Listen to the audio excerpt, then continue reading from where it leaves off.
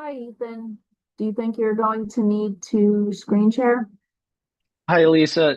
No, I don't think I need to. I think the committee members should have the materials at hand, and I think that will be sufficient tonight.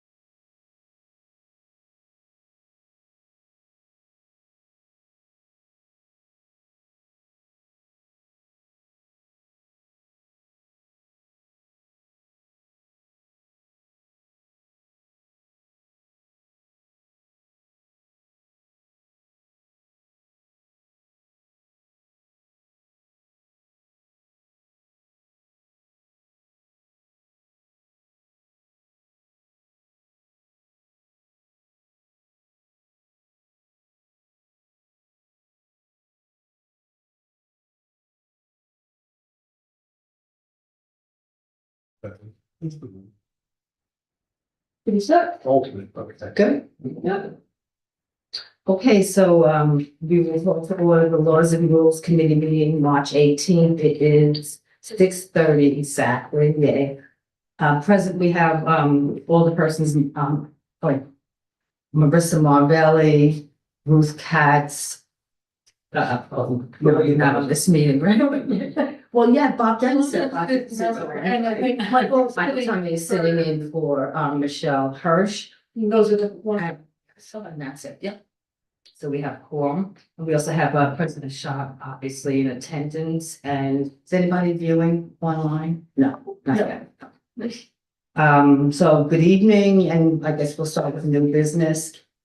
That being, well, not Sue, I thought it was gonna be Sue Cahill, but we have Ethan here, Dickerman, who will be discussing support for the Historic Preservation Commission designation of J.N. Courts Building as a local land.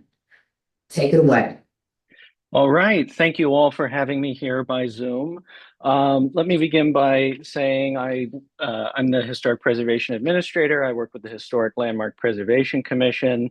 In January, the Commission, as well as the public, had learned about the pending auctioning of 207 Delaware Avenue, the J.N. Courts Engine Company building. There was some outreach by community members to the HLPC, as well as the HLPC's interest in the building. The HLPC had previously learned of its potential eligibility for state and national register listing through the 2023 intensive level survey of Wilbur and Pinkaki. And so there was a motion by a member of the committee to hold a landmark designation hearing on the matter. And some information was produced on the building.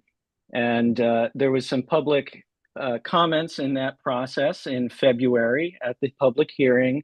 And ultimately, the commission found that the building met the code requirements under criterion A for community development as a fine example of a volunteer firehouse in a working class neighborhood of the late 19th and early 20th century, as well as an association with persons of local and regional prominence, J.N. Courts, a state senator, and an individual who was critical in the volunteer company's establishment as his first president.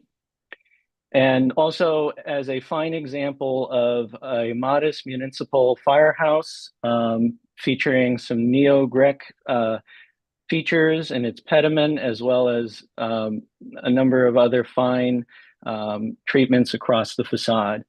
The commission unanimously recommended it for designation and forwarded that to you for consideration here this evening. Any questions? Michael? What does a local landmark actually mean? Well, that's a good question. It is basically it is an honorific designation that recognizes a building for a number of different factors, community development, potentially persons of significance, and architecture, as well as the ability to yield information. On the local level, preservation finds its greatest strengths also in ensuring the management of change. So, for example, it basically would require property owners to come before the Historic Landmark Preservation Commission for review for things like exterior modifications, though Kingston's landmarks code is a little bit more advanced than other communities. So for example, in-kind alteration, repairs, for example, painting of woodwork in the same colors or historic color palettes, restoration of features in kind can be reviewed at desk level. But in short, it ensures a degree of protection for the resource in the community. Thank you. Ethan, so this would only concern the interior It's rather the exterior of the building and not concern itself with any interior renovations. That is correct. And can you tell me a little bit about the existing bell and why there is a protection for that? Correct. Yes. So the existing bell is understood to be the original bell to the building. When the city built a number of these firehouses back in the late 19th century and early 20th century, it invested in bells as the alert system. A number of them are still in situ in the firehouses across the city. There are some examples where they have been removed. And so the Landmark Commission recognized the critical importance of the bell to the building and felt that it should remain on site in perpetuity. Thank you. Any other questions for Ethan?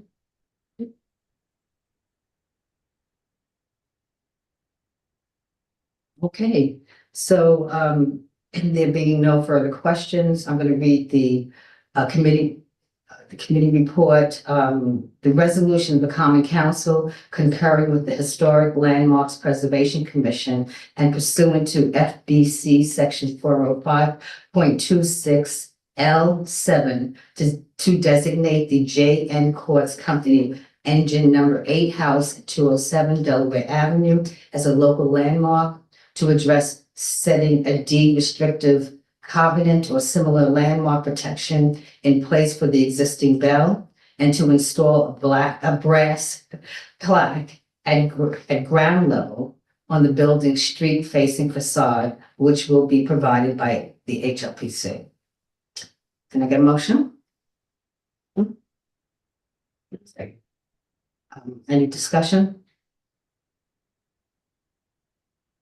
I'm happy. Yeah. Happy. Designated Absolutely. a historic landmark. It's in my ward and it's beautiful. Okay, so, Yeah, you just have to make sure you mark. oh, So you just- yes. So you usually just do initials, so RK for the motion and Bird second, I think it was. And Ruth? Oh, no, Ruth did the motion and seconded by, It's Marissa. oh, Marissa, of course, Marissa.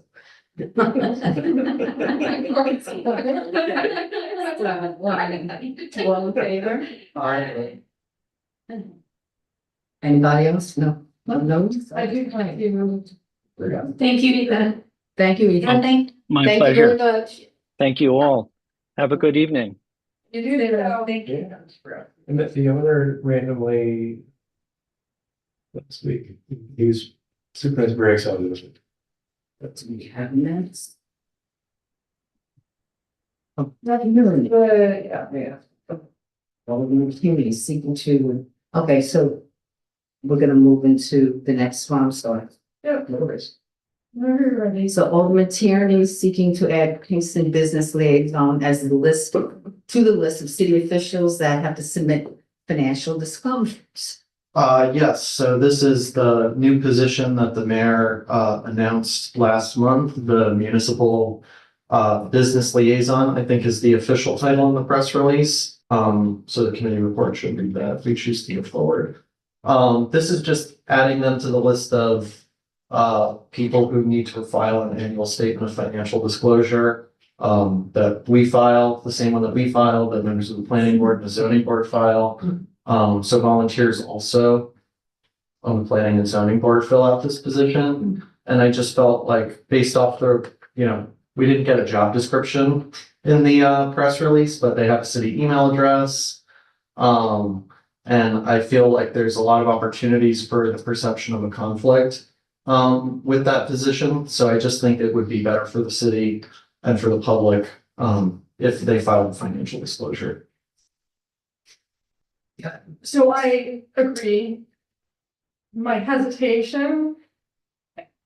Or I guess I want to understand, like I would want to know the job description. I wish I saw the application if there was any. Because as a person who was on the team that rewrote the ethics code, one of the things that we talked about in great detail was that list. And it was anybody who makes a decision and not an advisory. So like the planning department, that's why some of the boards and commissions have to fill them out and some of them don't have to fill them out. So it's advisory versus actually doing that. But I don't know if this position, like what that role looks like. I just wanted to explain and the so reasoning behind that list and where it's involved in the ethics. I was under the same, conflict about it. Because I don't know what they do, I don't know if they're subject to our employee sexual harassment policy or other compliance policies that should be answered, in my opinion. But I just felt like there's so many opportunities for them to, you see it in like a lot of things like the county tourism manual that highlight a certain business over another business. And I feel like there's just a lot of opportunities for a business to say, why did my competitor receive this treatment or highlight in a city, social media post and I did not? I just feel like there's a lot of perceptions of a conflict that could arise out of this position. And I felt like it was important. And then even, I filed this communication with you before this happened, but I spoke about this last week in our finance committee meeting. I felt like I was being directly lobbied by the person in this position in opposition to what the mayor has in our introductory meeting about what this position should be, which just, in my opinion, cemented the belief that this position should require a statement of financial disclosure. Marissa? Yeah, I mean, I feel this is different than an advisory, like a member serving on an advisory board where they're part of a group of people and they're not out there having direct one-on-one conversations with business trusted elected officials. And so it's not the same category. It's and they're representing the city's interests. So I think we need to know what their background is. Yeah, I don't disagree with anything. I don't necessarily disagree. I just wanted the understanding of where the ethics code was. I want to see a job description because I think that, because yes, I think this would be helpful, but I would really like to see what this position is doing. And also, Description? I know there was an email that was asked, that was sent out by Michelle and we didn't get an answer. Wait, or did you send it? No, I did not, and I think that the mayor would have, being that he's not a paid, this position is not paid. If I were the mayor, I would tell us that's operations and that I don't need to give you a job description.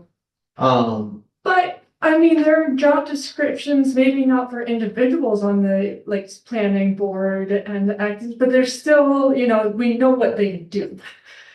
And also every volunteer, I know I'm fighting you and we're on the same side on this issue right now, but volunteers have to fill out applications and get selected. And I would also like to know if that occurred here too, because I would find that to be problematic. And this has nothing to do with the person who's there. By the way, I don't think it has to do with any of us saying that. But this, even though it's a volunteer position, so are all our other boards who we have people apply for. So I do think that's problematic too. So I think it's all tied in and, I think that we could argue that, yeah, we don't know if this is advisory or not. I think those are all great questions. I would love to know how many hours they dedicate, did they go through a compliance training to get a city email? Do they follow does this volunteer position have to go through sexual harassment and those other kinds of trainings that any other city employee would have to go to? I would love to know that information. I don't think that requires us. I think all of this can happen independent of this moving forward or not. And if the mayor even announced that he was pursuing this position, I would have still filed that he was seeking a business liaison rather than appointing a business liaison. I would still think that this requires a statement of financial disclosure. No, even I think that we should have a job description. I think it would be great. I'd like to know what he's doing. But that doesn't preclude my desire to do ethics, a financial disclosure form today. I agree with that too. Like I said, I just wanted to get the understanding behind, since I was part of that team that wrote the ethics code, and that's where we kind of went to this position. I feel is like, we don't know. So therefore it does make sense, but I would still like to get the job description. And sorry, I jumped. No, that's okay. I guess what I'm wondering is, would this discourage other people from seeking? Okay, this is the first time that we have a person appointed in this particular position. So let's say the person is resistant to financial disclosure. Would you be okay with that? No, I think that's all more reason to require financial disclosure. Well, I'm just wondering, what would we get out of the financial disclosure? The same thing that we get out of, you know, we have to put businesses that we have interest in, people who owe us money or that we owe money to. I mean, I personally find our statement of financial disclosure extremely broad and very, you know, not the most like informative document, but I think it lays out any kind of reason why somebody would have to recuse themselves or take out, you know, not that this person is casting any votes or anything, but it would just, I think, engender a lot of public trust that this position is operating at the same level of personal transparency that the rest of us are. In my opinion, you wouldn't want someone doing this job who is a lobbyist for somebody, and it could be, unless there's a financial disclosure form that reflects that.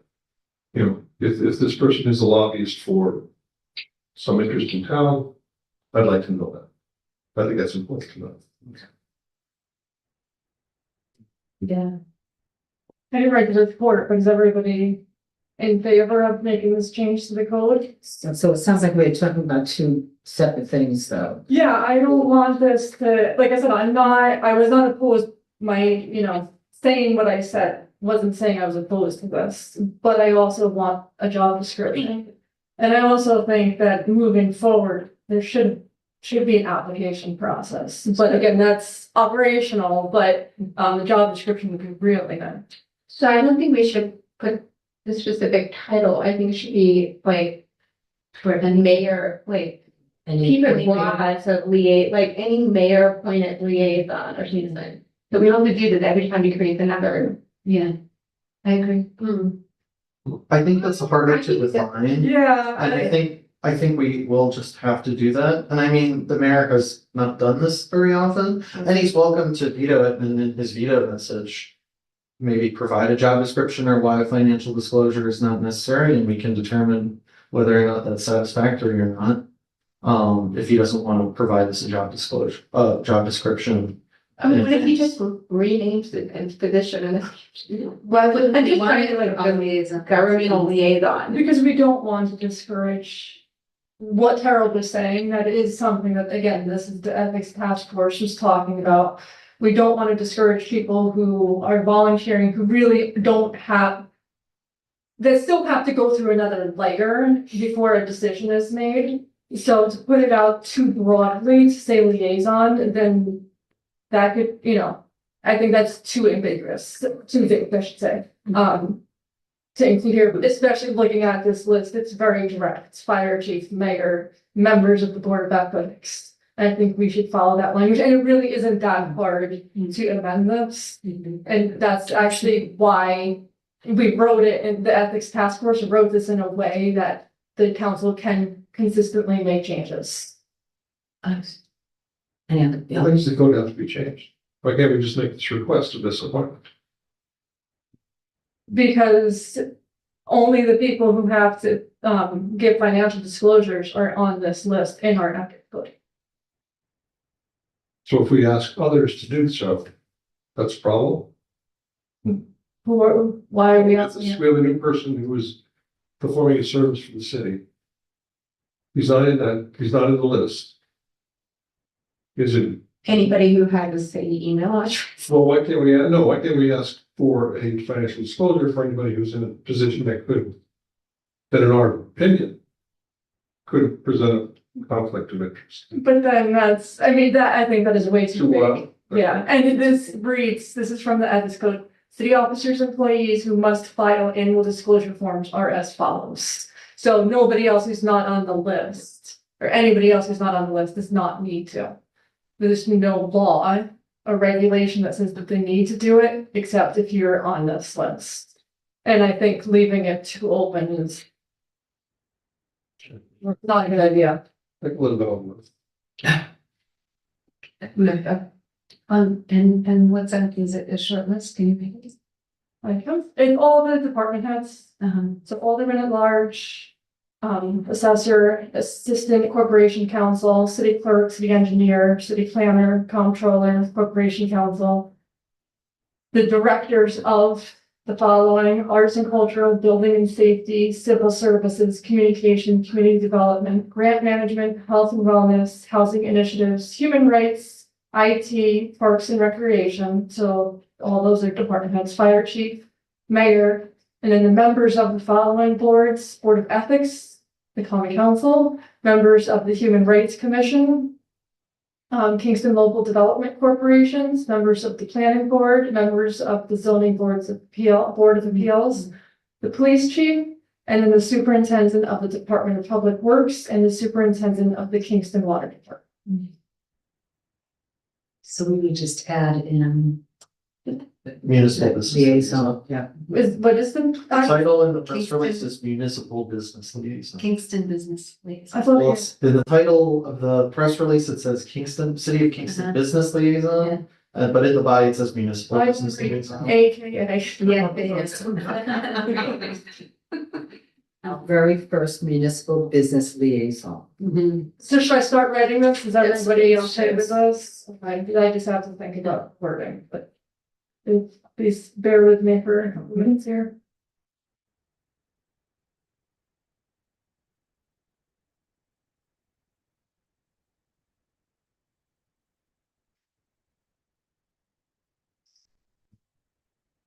Did you send that to me? What John sent you?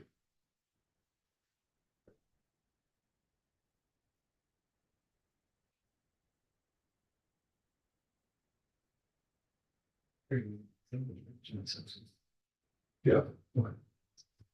Well, there's a little bit of a description here. As the City of Kingston's municipal business liaison, Stu Myers will build and maintain relationships between local government departments, city-state agencies, business owners, and nonprofit organizations.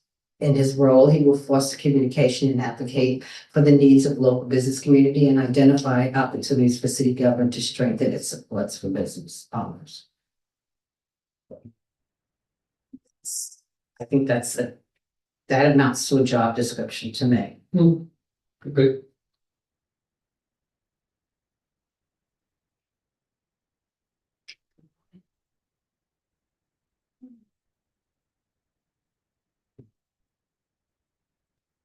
Does it specify advisory? No, that's why I wanted to just explain that. None of, all of those make decisions that don't have to go through somebody else. Mhm. So for example, like complete streets, it would be advisory to the mayor or to the common council. They would move forward with something. It would just be an advisory comment. And that was the decision of the ethics task force, which, we could change.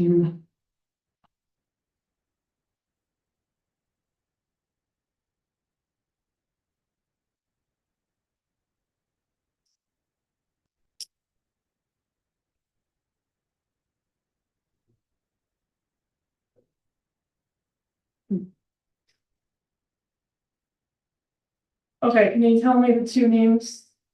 Municipal business liaison. The City of Kingston. City of Kingston's municipal business liaison.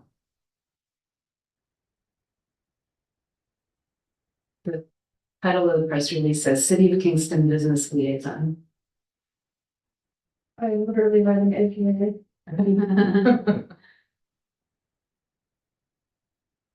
The other one is City of Kingston Business Liaison, not, okay. Yeah.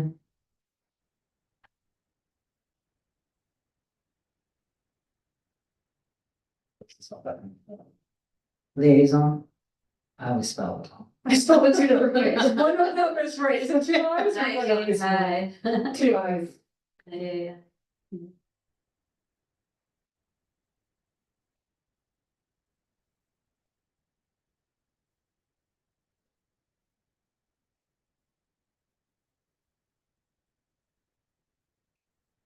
Okay, hot off the presses, the committee report reads, resolution of the common council to amend the city code, chapter 49-5C, to add the following role to the list of employees who must file annual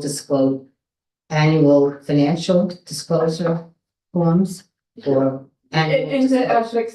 ethics code says annual disclosure. Oh, okay. Who must file annual disclosure forms.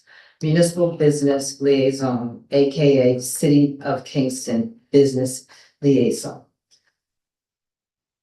Do I hear a motion? Motion. Second? Okay. So. Motion by Terry, seconded by. And Yes. so all in favor? Anybody against? Nothing, okay. Right. So I will want this, yes.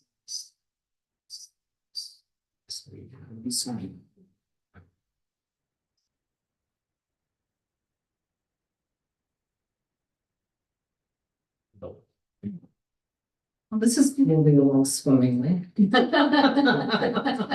Don't say that, you just jinxed it. So, Well, I'm up next, so Yeah. hopefully if I can mess this one up. I think I'm up next, right? you are next. It is, oh, yes. So we have President Schultz seeking an addition to the council rules, specifically the process of letters of support. Yeah, I sent an email, but it was much later than I wanted to. I have hard copies too, if anybody wants a hard copy. Does anybody else need one? Also, you can feel extras. I only need to Oh, five, it's okay. but I want to work. I have it online, so do you want to? Yes. So, let me just pull mine. So this was just an idea. I'm happy to. I wasn't anticipating it passing out today since I'm giving it to you. I gave it to you an hour ago or so. And our rule is you have to have the longer time if it's something substantive. If not, just take a minute off. Shush.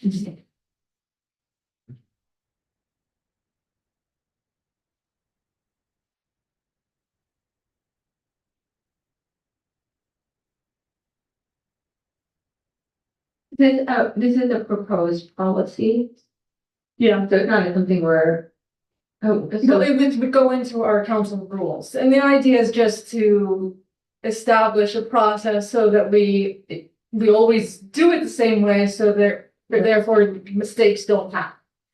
Was the idea we talked about why we're doing this. I wrote this just to get something out there, as I said, I am not married to anything on this. The only thing that I would say is I'm really not comfortable if not all 10 of us signing it, that it should go on the official council letterhead. Okay. That was one of my concerns, but So I really like the second part of standardizing the letterhead. I think that is important. And I think that if it's more than five or more members, that is the position of the council and should go on letterhead. But I think that if there's fewer than five, it could, rather than send our individual ones, we just sign onto a letter with the author's letterhead on it.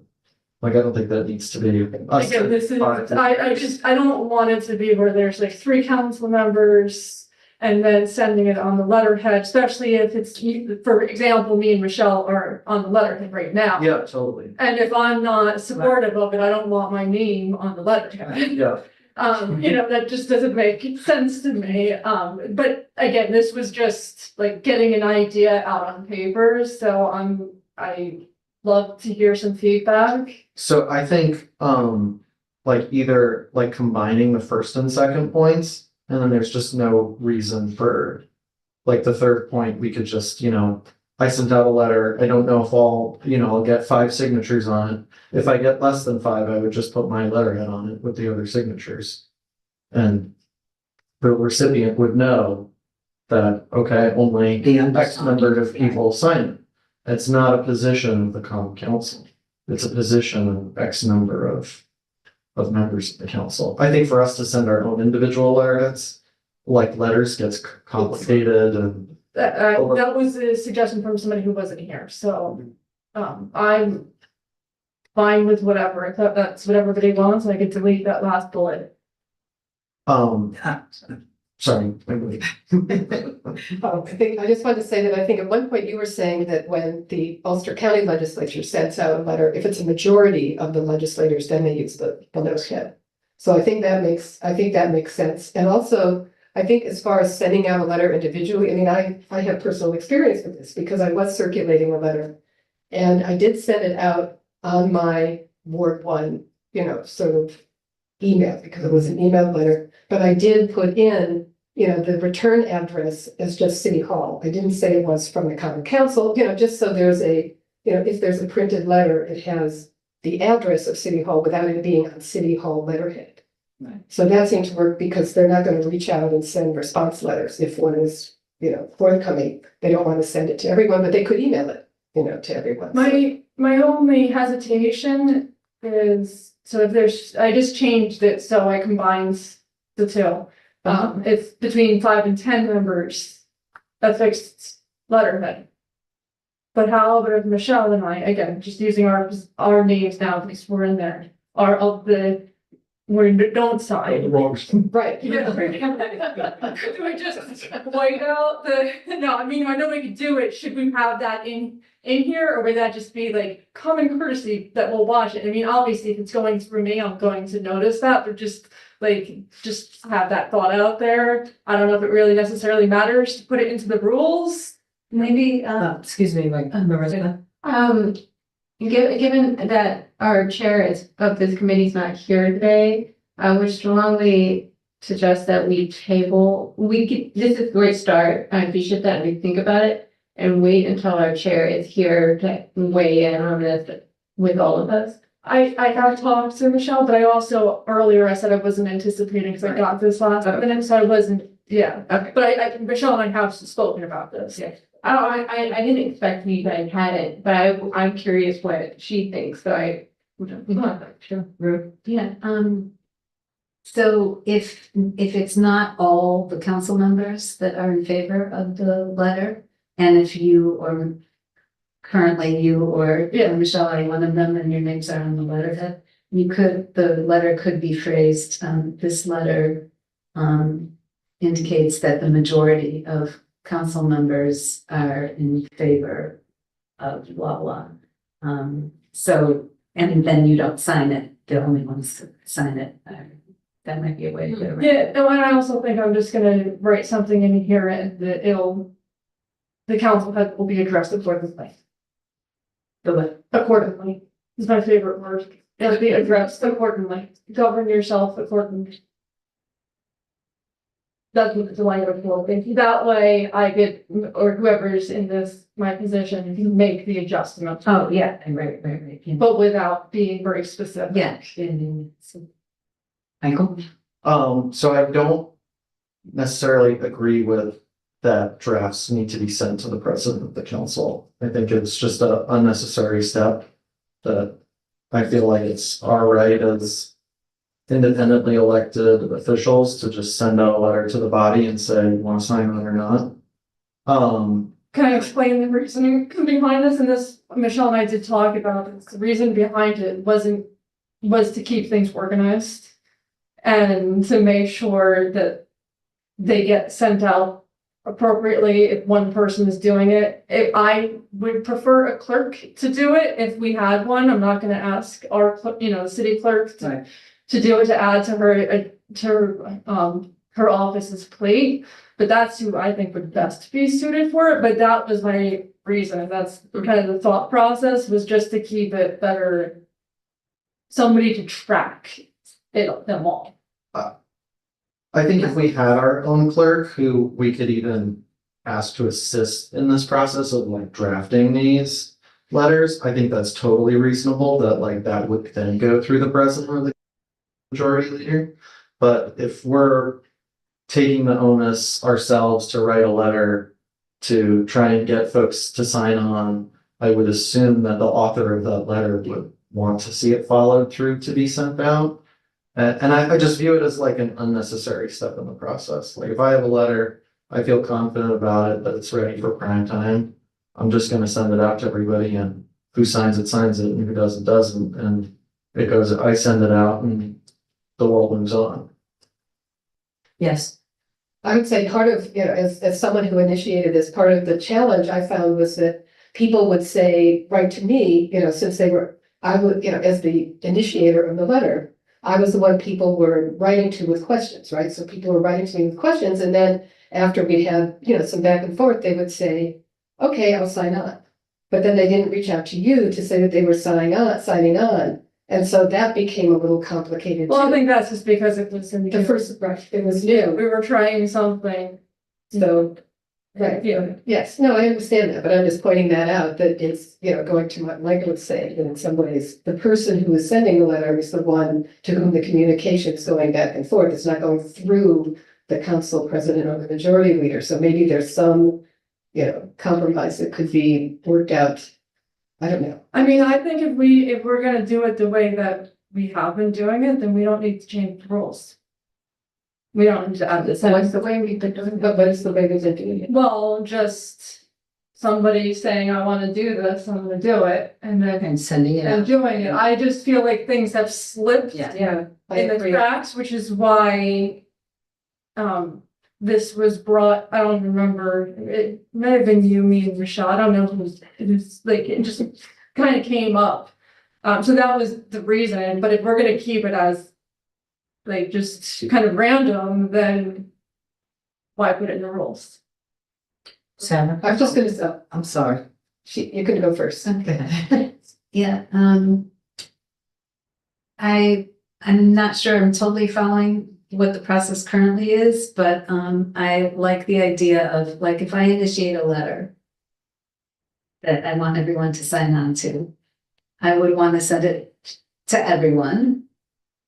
Even including you, including the president. Yeah, I'm part of the.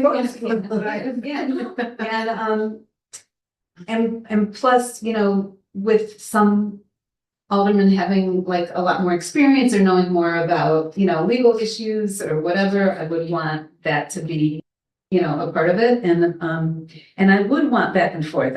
Even if I deliver a letter to everyone that I think is great, definitely, Marissa could say, I think we forgot about this or that, somebody could say anything and improve the letter. And so part of what I would want to see is for it to not be real last minute, but for there to be some time for some back and forth to make it the best letter possible without it being, laborious or anything, but, having, if we're gonna ask for a sign-on letter, I don't want to be left out.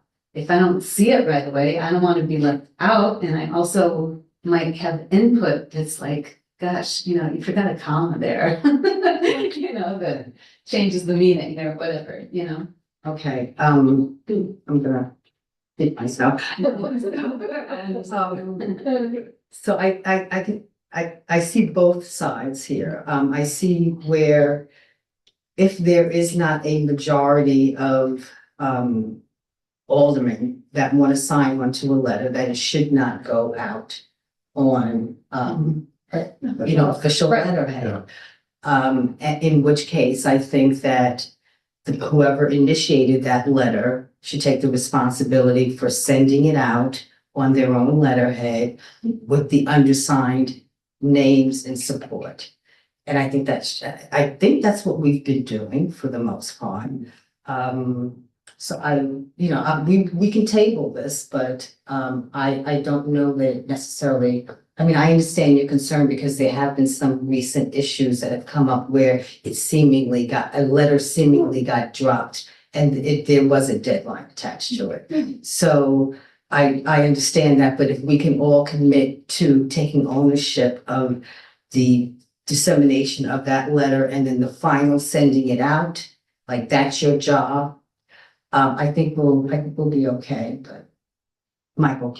I agree, but I do think that we should codify the letterhead policy. I do think that that's important for not just us, but future councils. And it sets that stage for when we have our own clerk to sort of create their process. Michael, you keep angling for a clerk and a lawyer. You gotta use any opportunity Yes. to state your position. So, are there any more questions? Well, are there any more thought, I mean, yeah. I I'll figure out how to work this, because I was just thinking of getting, if you don't want to streamline the process to make it so it's consistent And you, and uniform, I don't think we need any amendment to the rules at all, is what I'm thinking. I mean, if we're just gonna do the way it is, I think like codifying the official letterhead format, I don't think is necessary. And that's fine, but I just don't think it's necessary if we're not gonna have like an actual process. so, Well, I was gonna say, I think there should be a process, because I think if the entire council is behind sending a certain letter, then I think it gives it more weight if it is on letterhead. So I think it is something that we would want to do. I think the question comes to me in the back and forth, because I learned a lot in the back and forth that happened when I was reaching out to people and people were writing back. And then the letter was changed. And I think this is where, what are the logistics Right. going to be between the time the president sends out the letter and then the back and forth with the council person, should the president be copied on all of that correspondence to sort of stay in the loop so that there's a general understanding, it's that kind of logistics of how does the actual process work from the time the first draft goes out until it's finalized for people to say, okay, yes, I see the changes, I can sign up. That's just my question, which we can. What is your question? No, I mean, that's just my thought. Oh, Not the question. thought I missed How the is it? question. No, just how are the logistics? Right, and I think we did that as like a test run, but it wasn't great because not everybody was following it because it was brand new, so it's hard to then use that as a test. So I'm just offering, the feedback from that experience, Yeah, because maybe it could guide how it goes forward, but. which is one of the reasons why I figured if it's Yeah, I think uniform, but again, like I have no hard feelings, no matter what we decide. If we get rid of this, it's one less thing on my to-do list. right. So I'm not gonna lose sleep over it. But that was the thought, just keeping it uniform. Ruth? But, one thing that I would like standardized is, if there is a letter, because I know this almost happened with that best letter, that I thought I missed the deadline before it went out. It was something that we signed. Yeah, because there was a deadline. Yeah. There was a deadline in that case. There's not always a deadline, but sometimes there is. And I was upset at first because this is an environmental issue that I care about, and I would have been really bummed if my name hadn't been on it. So maybe if it says, in the subject line, deadline, please comment by X date for delivery by Y date. Well, I do put the important on anything that has a deadline, Yeah. so I really, be on the lookout, because I only use that when there is some kind of deadline or I need your attention to it like immediately, because that is what I do, and then I'll even write the subject line task required. So so I do that. Okay, and then like right at the top, it could say, please comment by which date? Because we want to deliver it by Y date. Because then. I mean, the deadline is in there, in the email, Yeah. so I did put the deadline in the email. We're not talking about. You were saying. Yes. Just like, I did have the deadline in there. But I'm just saying that would be a good thing to include if we're, codifying it, because. Harold, I think Kevin, it's. Yes. And Michael, you guys are gonna have not second. So it's kind of, it's two things, right? Like there's the codification of how it goes out, what it looks like, and then there's the internal process of how we make the sausage to begin with. I think it seemed like the sausage making might require a bit of back and forth to figure out how to do that right, but I do think that having official letterhead makes a lot of sense if we're all in support of something, or a majority of us are in support. That makes perfect sense to me. But again, that is how we've been doing it, so that wouldn't be a change. Okay. So just take the month, think about it. Yeah. And I will just leave this here. I'll talk with Michelle again. And yeah, thanks for your comments. Okay, Thank you. thank you. So, moving right along. Official, thank you, letterhead. That's right. Actually, can I just go back? Carol? Sure. Because another thing is, and this was a suggestion from Barbara, is that perhaps we also define when we would go to a memorializing resolution. Because that is something for the new members. We have done more memorializing resolutions and we're trying to go more towards letters of support versus memorializing resolutions. However, sometimes a memorializing resolution, as tonight, when we just passed one, that is the process that we should follow. So defining that, I didn't get to that point because I wanted to see where this would go. So I don't know if you guys want me to try it. I'm not a yes. Yeah, I know.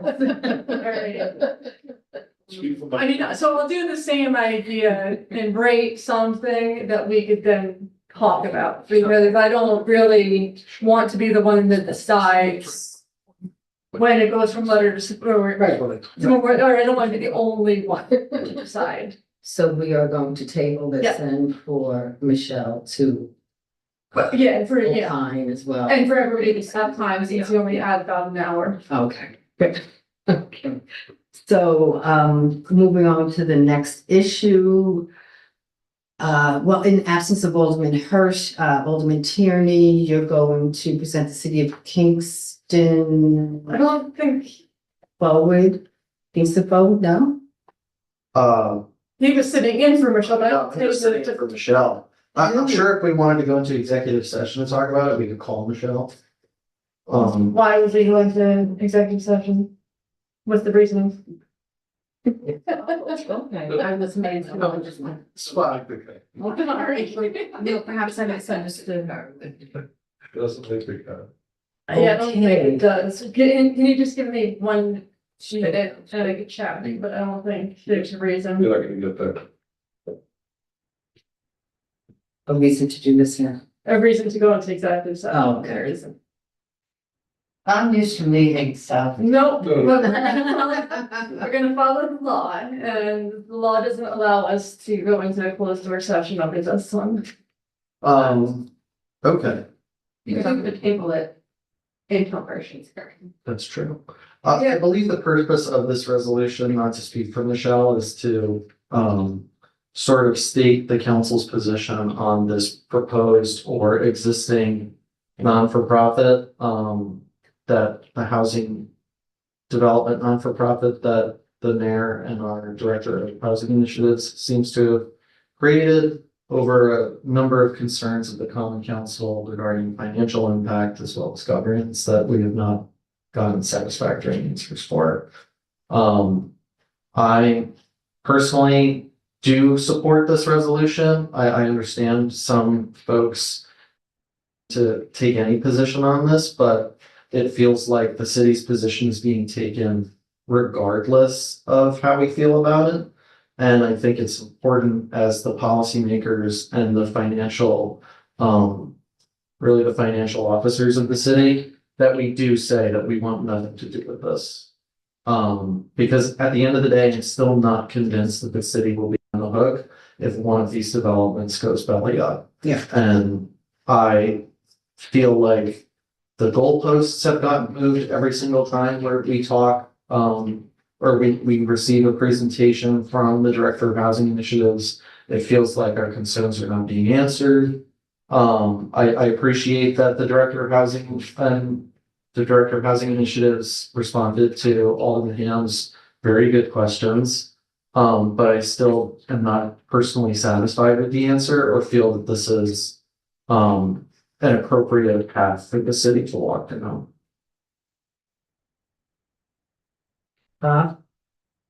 Position is we should have no autonomous. It's like this, it's like the Kingston City Land Trust. It's like the Kingston City Land Bank. It's not a city agency. I don't want the city financially engaged or involved at all. I think that we keep this at arm's length. We don't get involved. We let them do their thing, is my position. So I'm opposed to this resolution because I don't want to say a word on it. Did the common council have any, sorry, Mhm. did the common council have any involvement in the creation of the Kingston Land Bank? Well, the Kingston Land Trust, we did not. The Kingston Land Bank, we did. And the only connection we have is that the mayor appoints the board members, which I don't think is necessarily a great idea. It's a separate authority. It need to be connected to us. But did we approve the creation of the entity of the Kingston Land Bank? I don't think we have to. Didn't we say legislature on our own? No. Because it's an authority, it's a separate authority. That, yeah. It's not a city agency. It is a subsidiary of the city. Not really. It's a separate authority. So, you know, so aside from the mayor's involvement in the board appointments, which I don't understand, it's not a city agency. Andrew? This is just information, not my opinion on them. It is, but, Michelle doesn't want this tabled. What? She does not want this tabled. Oh. If there, you know, there's support, she would like to have this move forward if possible. Because this is time sensitive, which is why I added as a late communication. So I just want you to get that out, and I have it. If you don't trust me, I can. Well, no. But this is today. That will be appreciated. Okay. At the next meeting. Yeah, she just said otherwise. Oh, okay, she's into, oh, okay. Okay.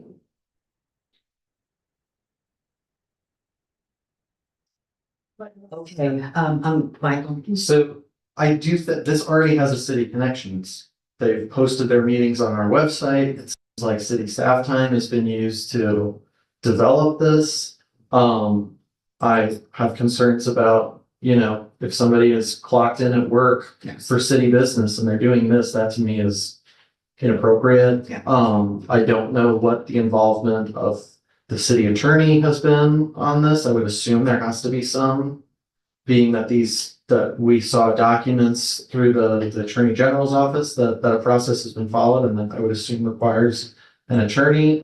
Or if they are having outside counsel, I don't know how they're paying for that. If that's coming out of the housing initiative's budget, those are all serious concerns for me to make me want to move forward with it.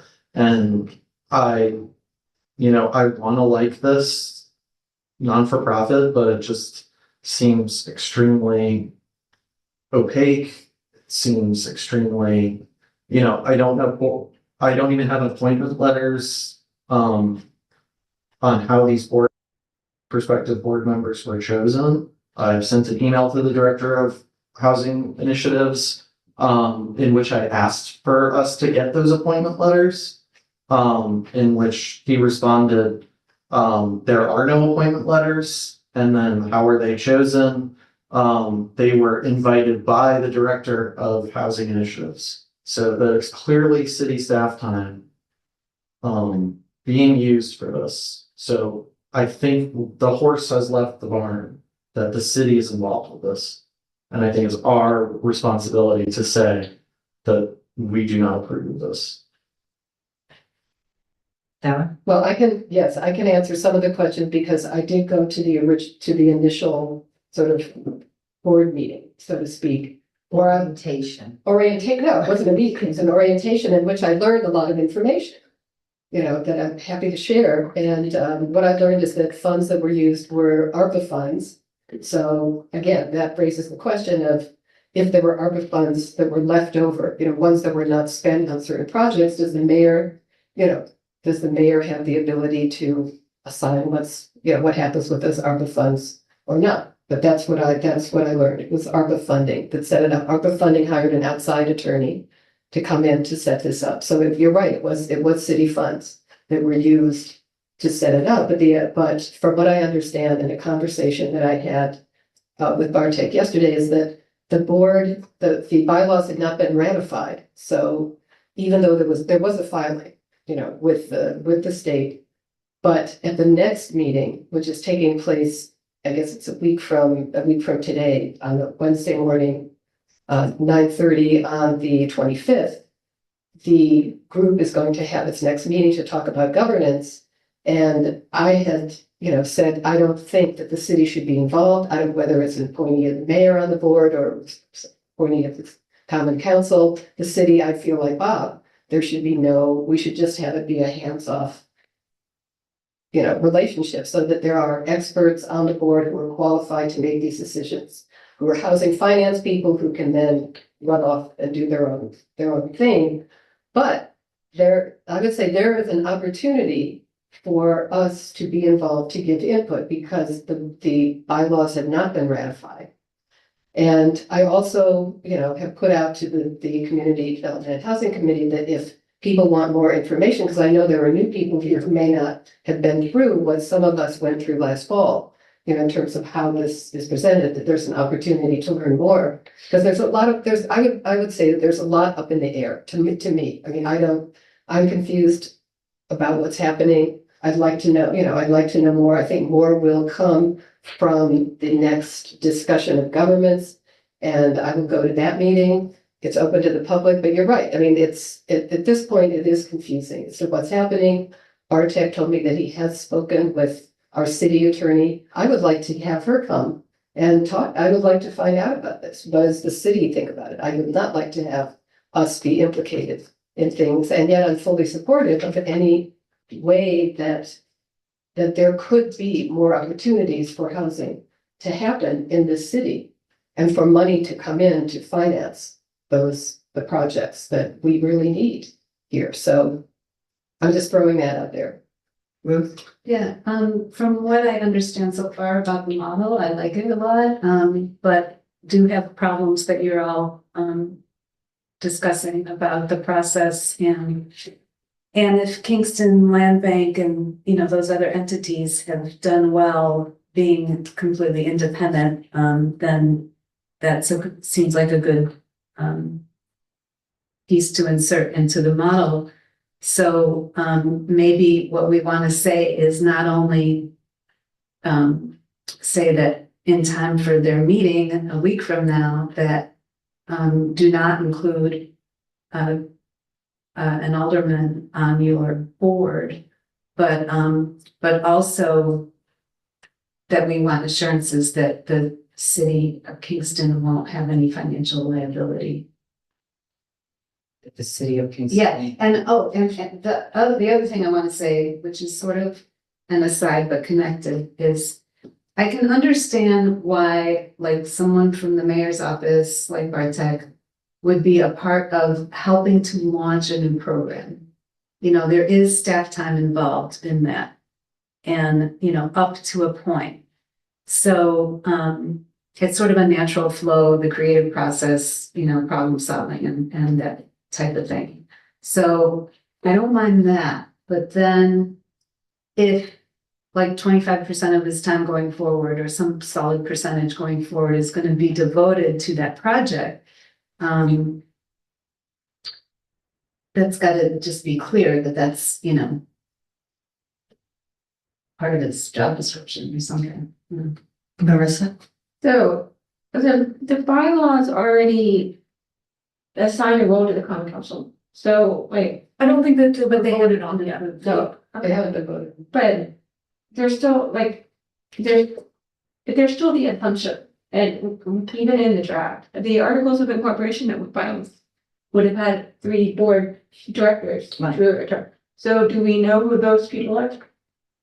Yes, Do we have a copy of the articles of incorporation? that I don't know, but Like, this is the thing, it takes 3 directors to file an article of incorporation. Who are those people?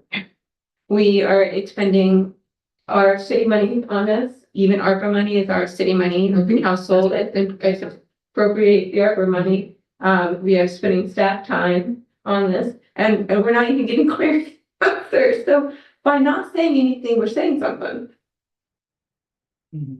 Michael? So I am perturbed that ARPA funding is used for this. Yes. And, I was not on the council when ARPA funds were originally assigned. I don't think really any of us, but the president was. But I was under the impression that ARPA funds were dedicated to hire the Center for Public Enterprise to examine the possibility of things, not to create this.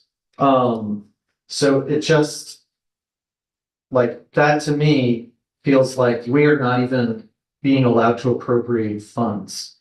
They are operating off of a now 5-year-old, 4-year-old assumption that this is the position of a council that doesn't exist anymore, when it feels like they are going far beyond what the scope of what those original funds were dedicated to.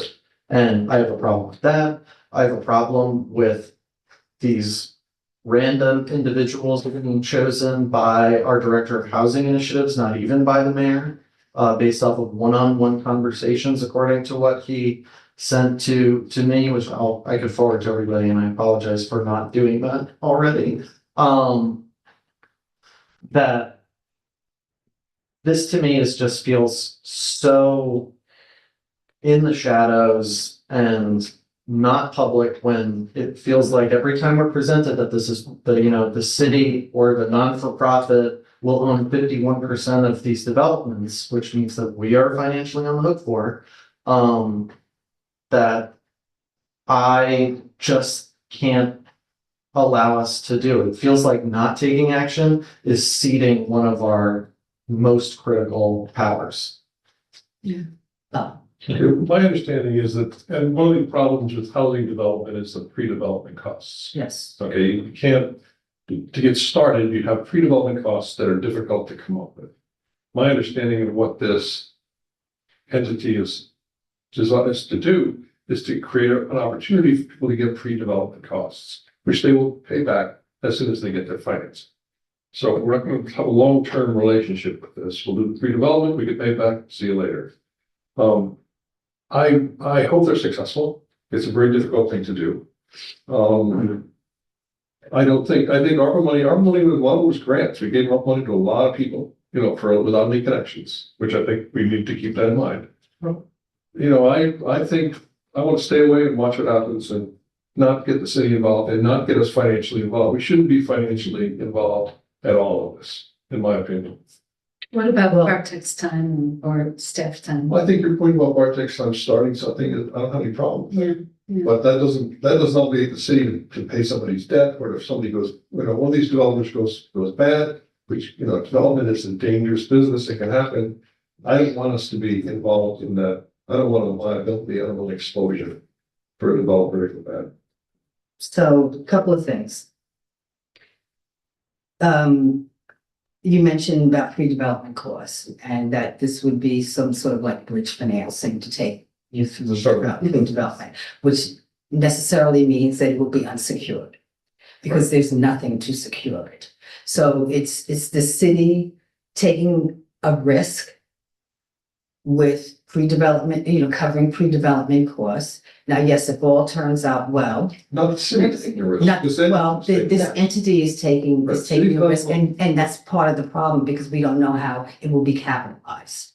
And so we discussed with Bartek whether or not there'll be a bond issuance or, where is this initial capital coming from? And he's been, kind of unclear to my thinking as to where this money is coming from. There's been some thought about, a not-for-profit coming in and just, dumping a bunch of money into this not-for-profit.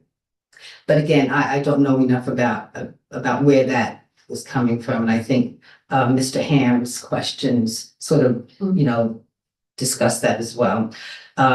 Personally, I think the model itself is too oversized for a city of Kingston's size. All the examples that we've been given were communities and municipalities that would triple our size.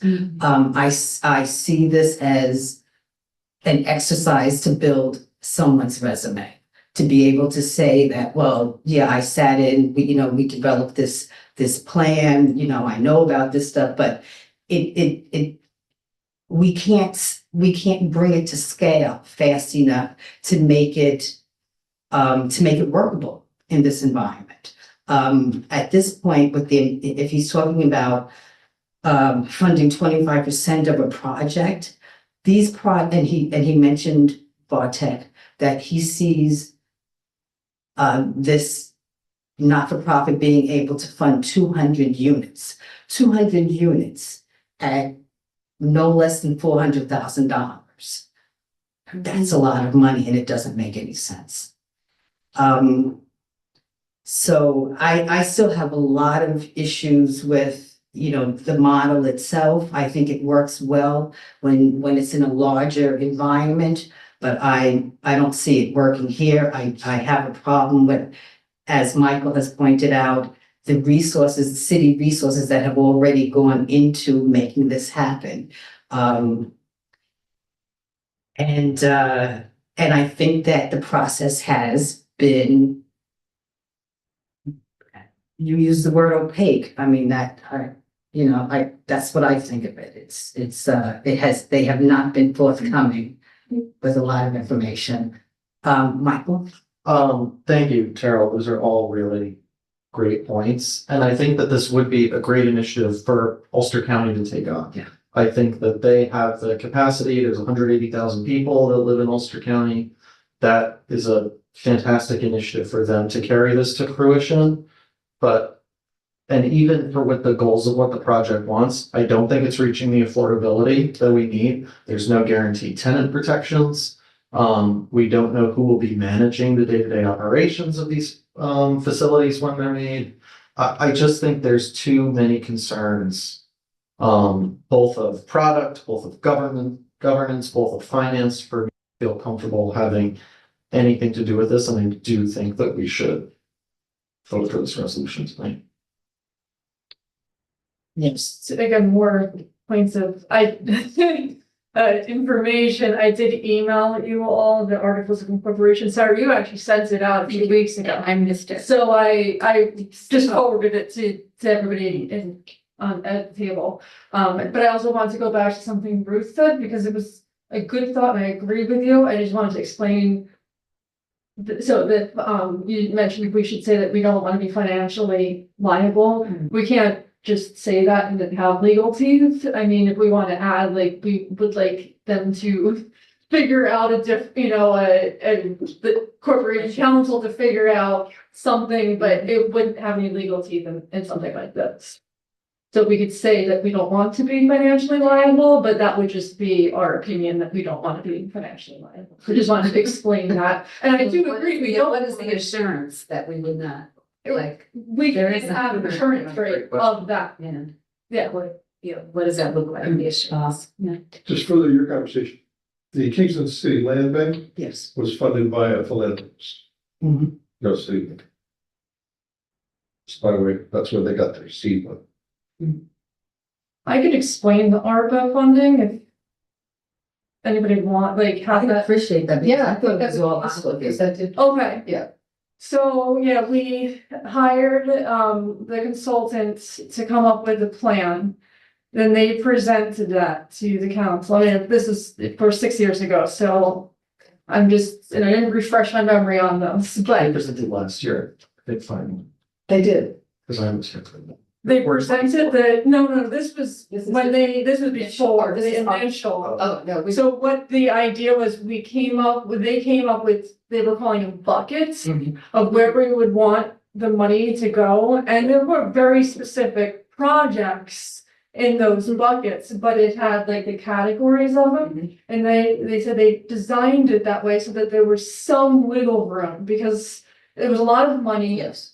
It was a pumpkin, it was going to expire, and that they didn't want to come back if one little thing wasn't working. So there was a little bit of built-in leeway.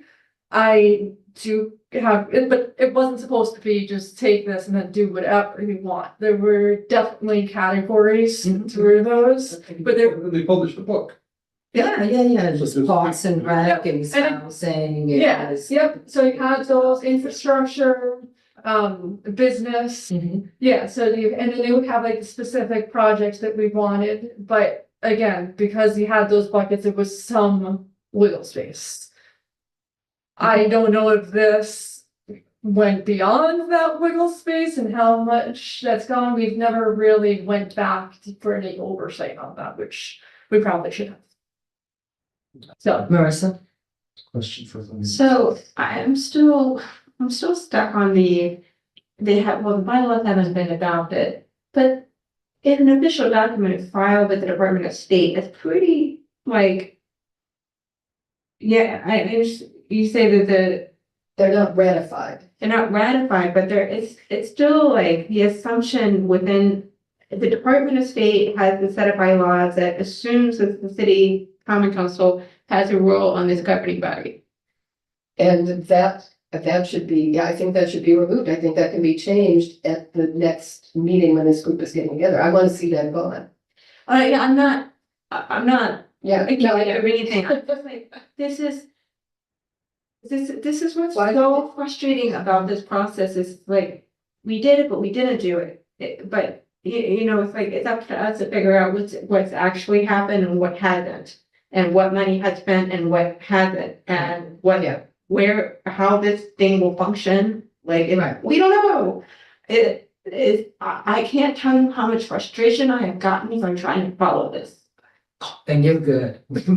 Yeah. No, it's, And not giving straight answers. welcome to the common council.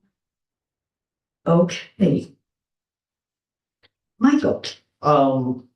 I also want to say, like, it just feels like we're creating like legacy job security because this not-for-profit will require an executive director who's probably paid no less than $120,000 because it's a big job.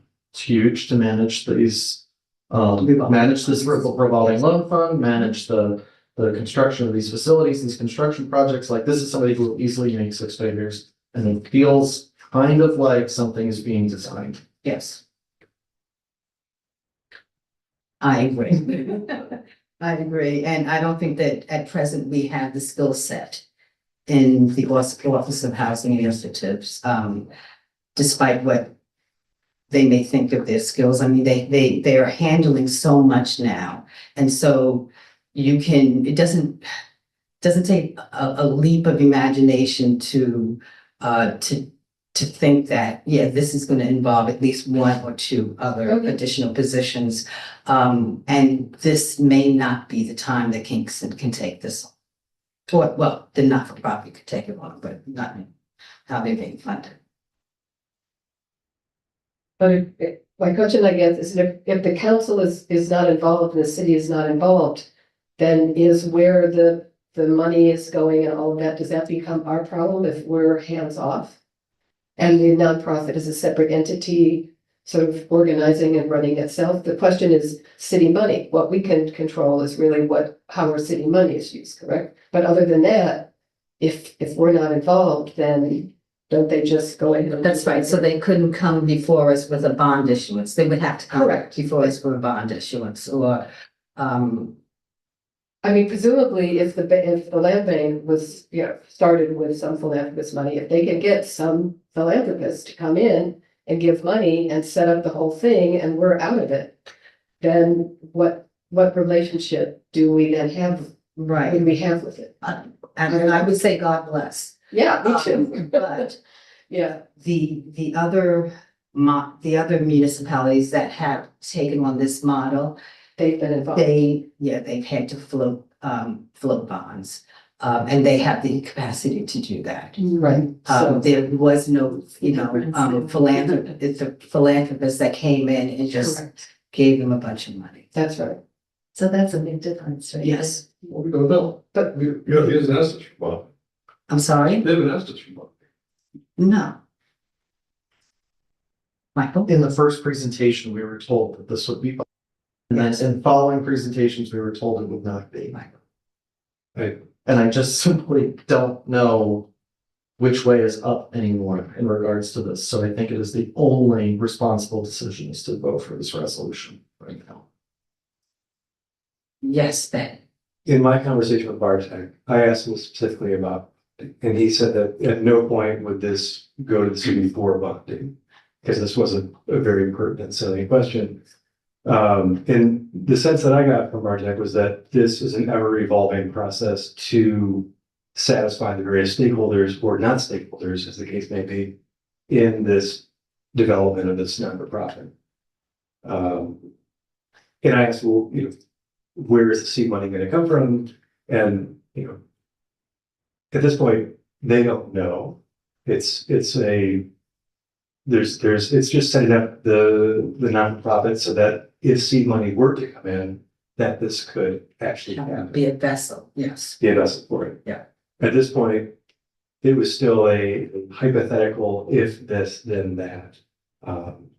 But it's not too hard to stretch your imagination to guess where there might be some large capital. Who are the stakeholders? Well, that's the thing. I don't know yet who's on the board, who's going to organize that. I'm just curious, what do you mean by stakeholders? That might have been a word that I put in just to fill the place of how this thing operates.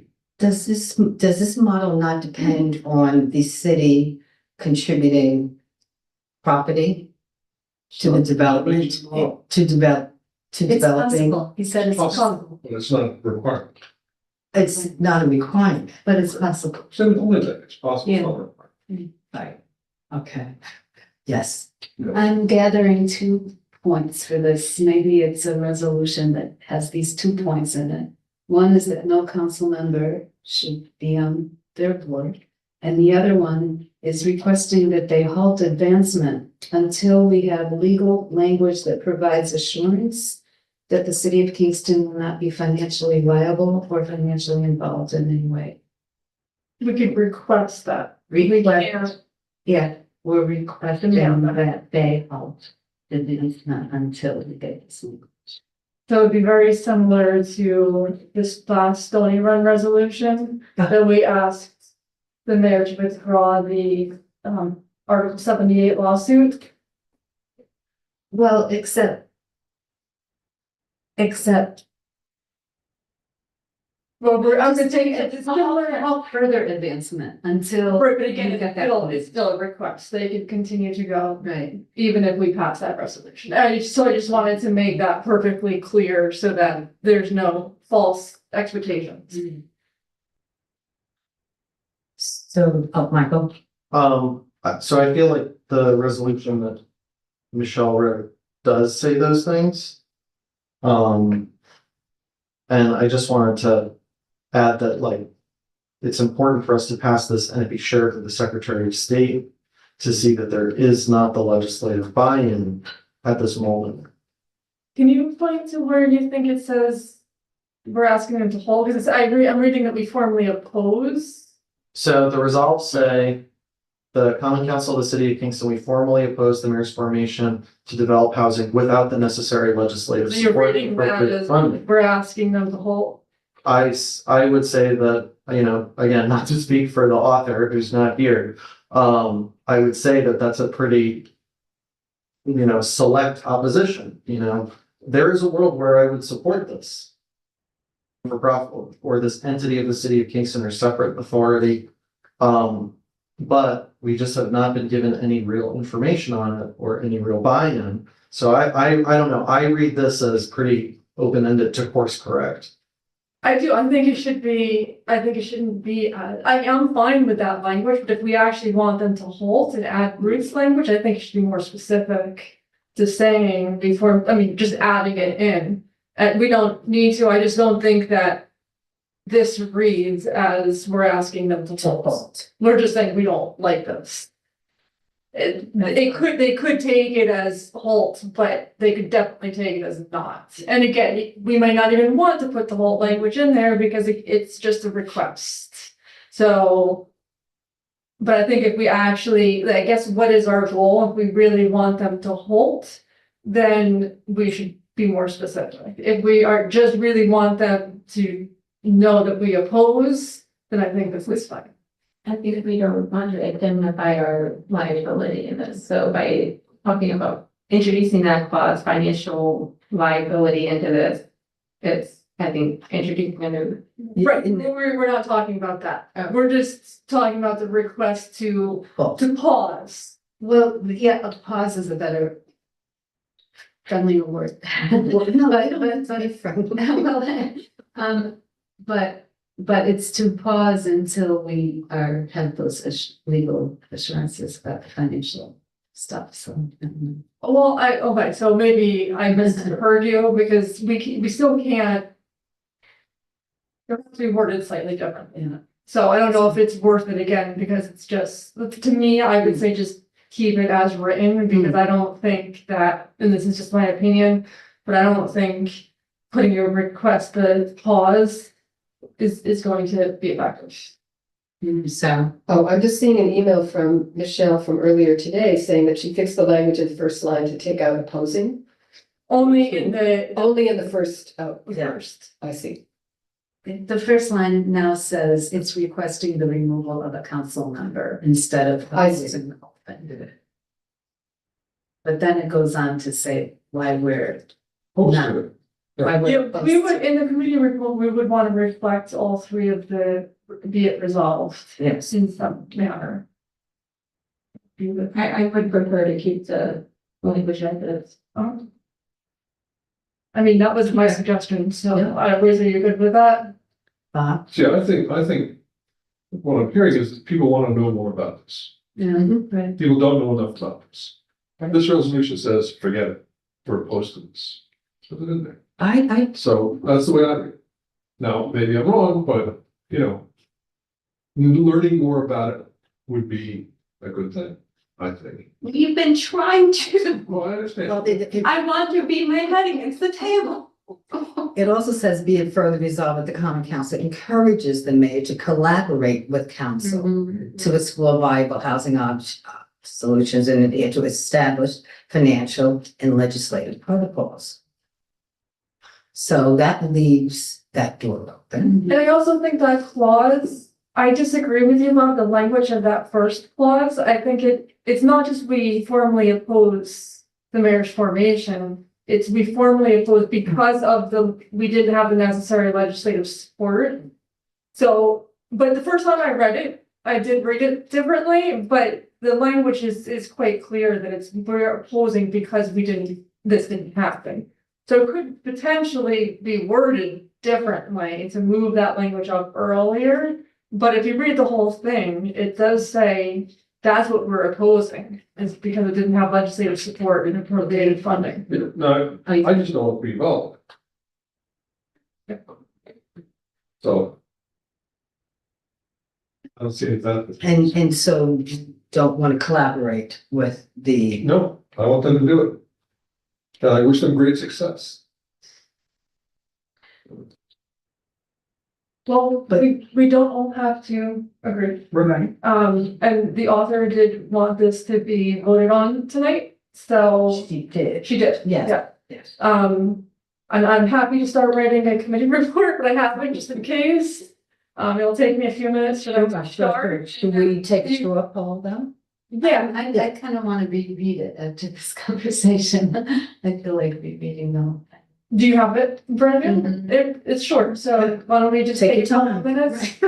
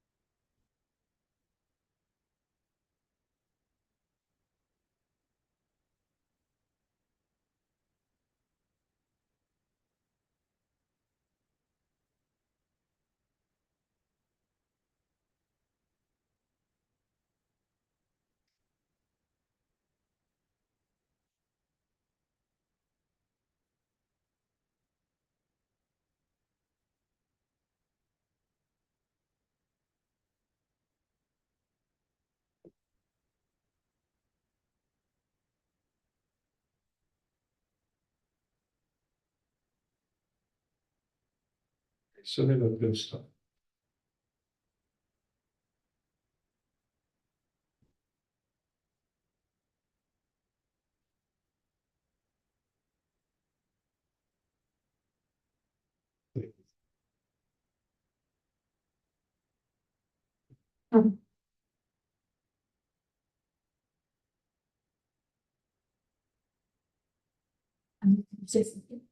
I'm sorry? Can I say something? Sure.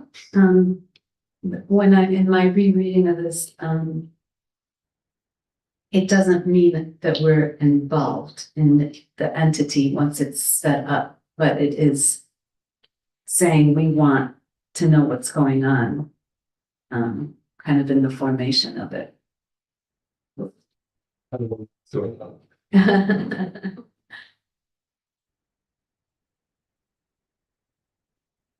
Well, it raises the issue of if staff time is, if significant staff time is being used toward it to create it, you know, to jumpstart it. Wouldn't you want to know that? Responded to article. Hey, You know, just that it's a project in the works. And to what end, to stop it? no, not to stop it. If there's step time spent on, why, okay, what do I want to do? Michael? No, you can finish the. Oh, okay. It's like a tangent later. Go ahead. Staff is already involved. How does the director of housing initiatives, where in his job description grants him the authority to make these appointments? Like, it really should come, you know, the mayor, in his view, has the ability to appoint anybody under the sun to anything. But I don't see how a city employee has that authority unless it's in the charter. And it's not. So to me, there's already far too much city involvement down to an employee level. You know, there's no appointment from the mayor saying, you know, to the appointees or the prospective appointees, they've been appointed. There was no solicitations. There's, you know, there's just too much background. And the way that our employees track their time is not, I spent an hour on this. They just have the timesheet that says they clocked in and clocked out for the day. That's a problem. You know, for all we know, enormous part of their time is. Department heads don't even have to clock out. There you go. Well, they can spend it. They don't have to clock out. Yeah, but. So all of that to me is even further cause for concern. This is an enormous city endeavor. To the likes of which we know who is and who isn't involved. And it's easier to just vote to say, we want to back away.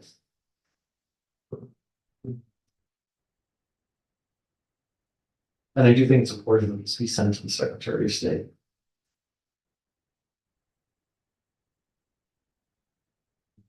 Okay. Yeah, and I just want to clarify that, and I partly agree with Bob that I would want to, I would want to see it be independent, go off on its own and do a great job.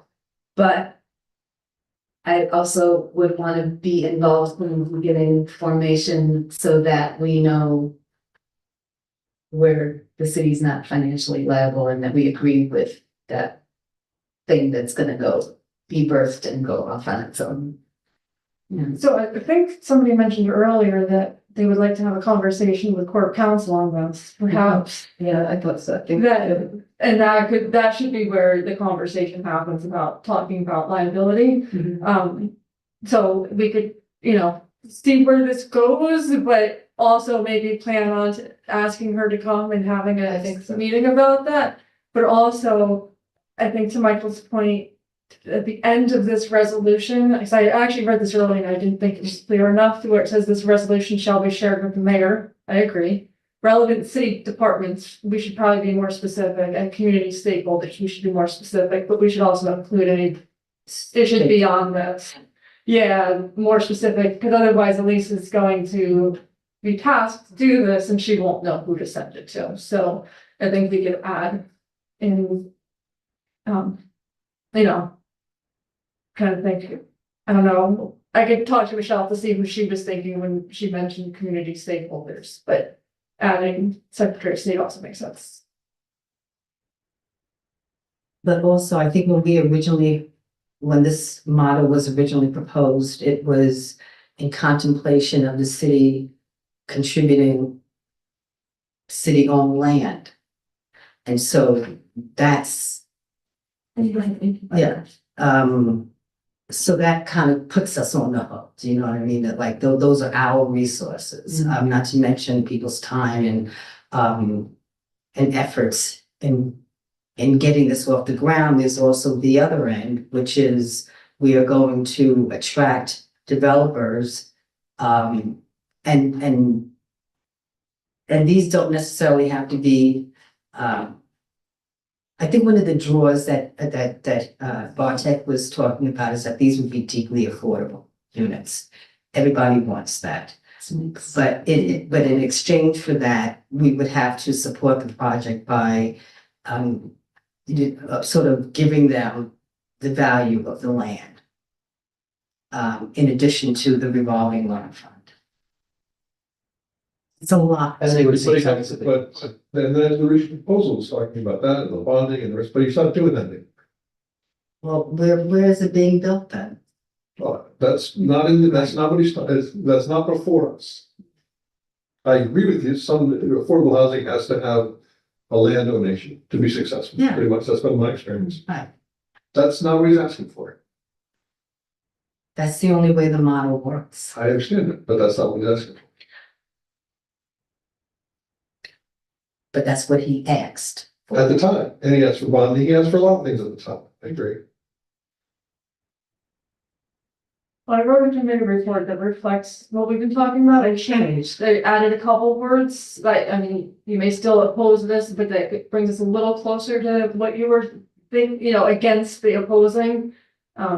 Okay, so resolution of the Common Council requesting the removal of a council member from the Kingston Forward Incorporated Housing Nonprofit, formally opposing the mayor's formation of Kingston Forward Incorporated, considering it commenced without the necessary legislative support or appropriated funding, and encouraging the mayor to collaborate with the council to explore viable housing solutions. See attached. We're going to be swapped out considering with because. Why? That's more specific. We're doing the because not considering that, like, among other things. We're giving a very specific reason because of this, not considering. Considering it, okay. Formally opposing the mayor's formation of Kingston Forward Incorporated.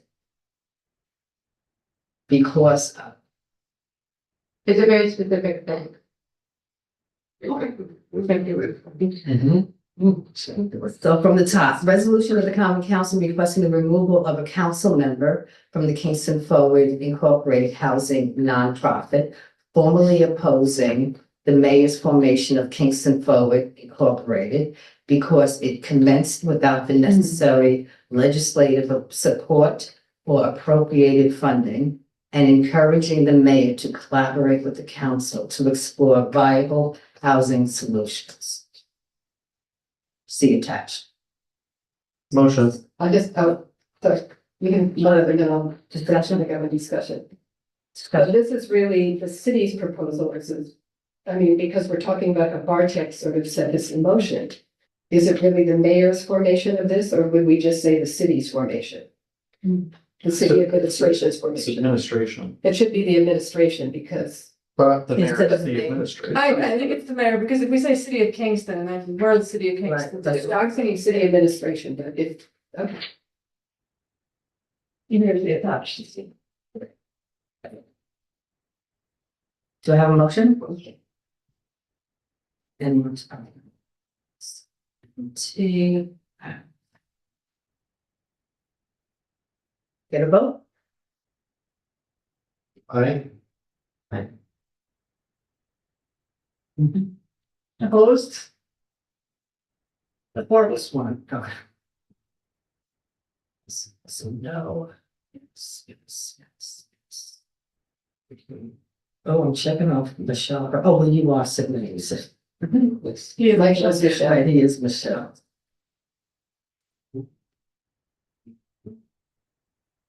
All right. New business.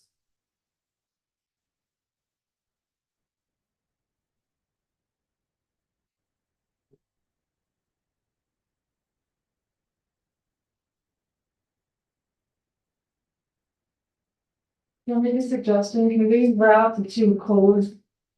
To do yours and mine together, since I'm talking about that one. Oh, Maybe start with tree ordinance update and then do the other two. is he?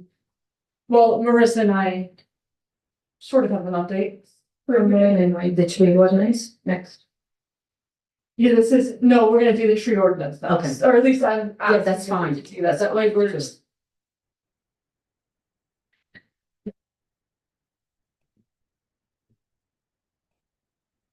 So I can do it. So, I sent an email today updating the council about the latest draft of the ordinance.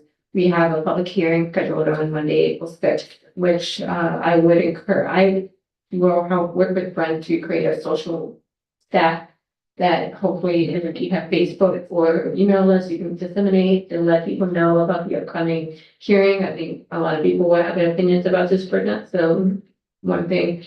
I've been working with Brent, and President Shaw to, strengthen the language of the ordinance and clarify the ordinance, particularly, understanding the audience and trying to get the, information that will be most relevant to most people, the general public, grouped together at the head of the ordinance and then sort of the technical details of site plan, review a tree production during a construction project and utility line work, utility work, that's at the end. Something else that we clarified, that Brent clarified last week that I did not mention in the email, which greatly relieved that he had a conversation with the Corporation Counsel's office and they agreed that the ZBA would serve as the review body. Alderman Terry, Sorry, I'm listening. okay. Wait, who would serve as the? Zoning board of appeals. Oh, Okay, so I won't belabor the other points I've already made in the email, other than I did say that we would get a draft circulated by the end of the week, and then Brent, who can't be here tonight, something came up. He said that he would have it ready by early next week. I have responded right away, saying we really can't have it any later than next week, because it is a long ordinance, and I want to give my colleague good 2 weeks to read this and get comfortable. It's wonky. It's a little wonky, but But the improvement. it's getting there. We're getting closer. Yep. Can I just add before, one thought from Brent's email is he asked if council members want him to present an ordinance overview at the beginning of the public hearing on April 6th. So I don't know, part of the conversation, I think everything else Marissa covered in her email or just now. So. yes. That's all. Thank you. Questions then? A lot of questions. Questions? Oh, yes. So, sorry. I thank you, Marissa and Andrea. So the public will get the updated ordinance before the hearing. Oh, yes. And I really am of two minds about our forester presenting before the public hearing, because the public hearing is ultimately to hear from the public, not from our forester, about their kind of unadulterated feelings on it. And I feel like that approach is lobbying, right? It's our public hearing and he's a member of the administration. The mayor is also welcome to hold public hearings on things, and I think that's where that would be more appropriate. Because our job is not to pass the tree ordinance, our job is to examine the tree ordinance and hear from the constituents. Totally agree. How about, but I also get that people might have questions. So how about instead of that, because that happened once, we did one public hearing and I think it was a housing thing, Sports Barge, I did a presentation and it was uncomfortable, in my opinion, it was uncomfortable, so I don't necessarily like the idea.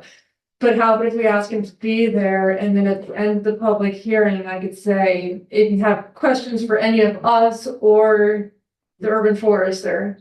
Yeah. Also, I don't need to do that. We'll have to go right into caucus, so just another idea, just more. Would you be comfortable with that or not even? I think it's just, at the end of the day, it's our public hearing and it's our responsibility to pass something, and it's clear that the administration wants this. And it's their job to sell it to the public. It's not our job to sell it to the public. Does everybody agree? I just want to make sure Marissa and I know how to respond to Brent, whether he should or shouldn't, so. So if he wanted to put a public information meeting together on another day. Yeah, I mean, he's offered to have work meetings with, Yeah, and he has done that, Yeah. when he first started going. but it's just my opinion that this has been offered by the executive branch of government. It is their responsibility to inform the public on what they want to do. Yeah, I'm fine, I agree with that, I And just. it's our responsibility in the public hearing to hear from them. So I guess my question is, where will it be posted? Because if the public is gonna come and address what's in the ordinance, they need to be able to see it and read it. So will it be posted on? Calendar. It would, yeah, be on the Calendar. agenda, but maybe we could Maybe also some ask King's if they or could go to something. engage Kings, you just recommend. The social that can point to that. That would be great, because I know I have constituents who are very interested in the tree ordinance and they would want to be able to go find it. And the calendar can be hard to find things, so I think that would be. Yeah, unless you know how to operate through the calendar, so yeah, if we could Yeah, that'd be point great. Kingston forward. Yeah. Engage Kingston. Engage Kingston. I think it's coming out, I knew it was, but it was too late. I would also, because there are so many constituents that don't go online, and if we could have some hard copies made in color, that would be great, because I'll hand them out. Yeah, Yeah. That would come with communications officer. I would imagine.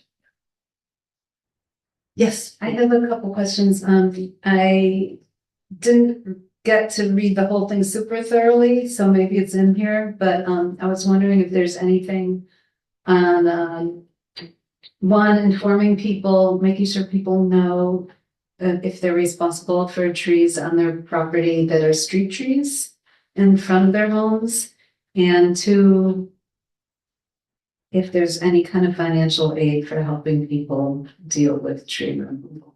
Yeah, so that's part of the tree program, but it's not something that we would put in an ordinance. It's, yeah, so if you wanted to reach out to Brent and ask him about the programs that we have available. The street tree, has always been an owner responsibility. And I don't know where else in the, in the administrative code that is. Why wouldn't this go in the tree ordinance? It seems so comprehensive.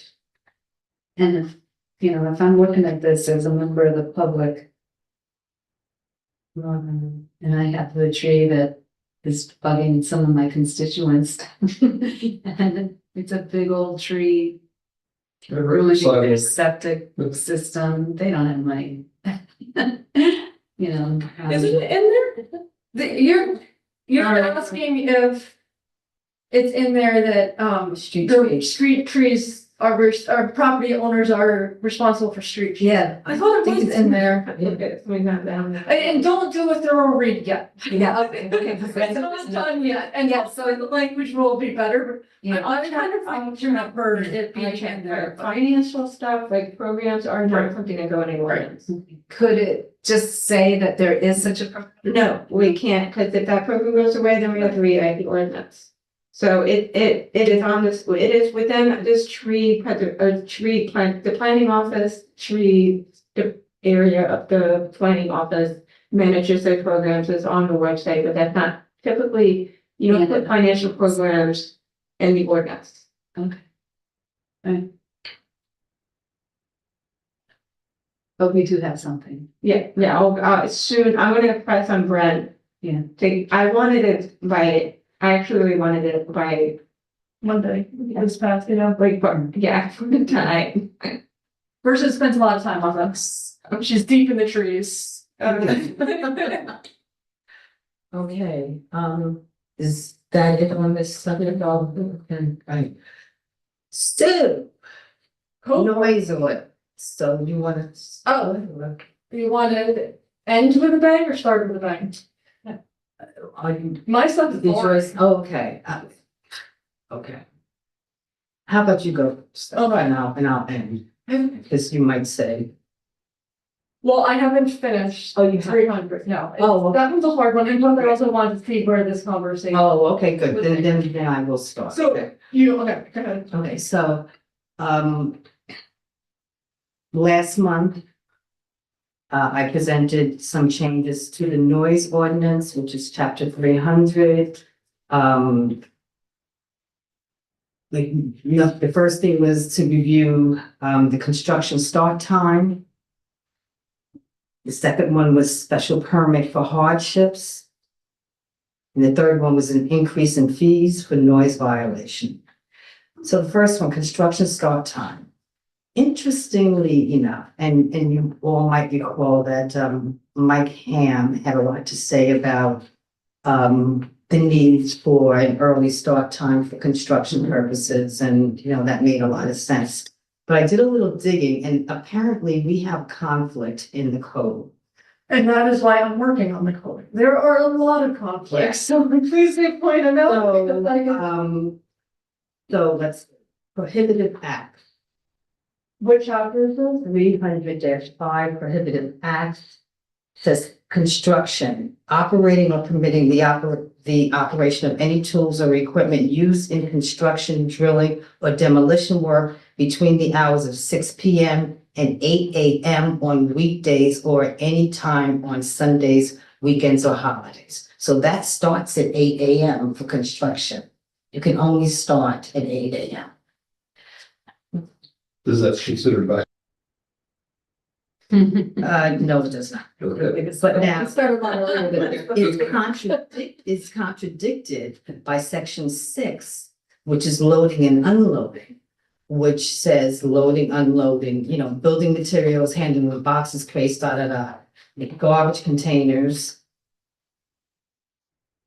and compacting refuse by any persons engaged in scavenging or garbage collection, whether private or municipal, between the hours of 10 p.m. and 6 a.m.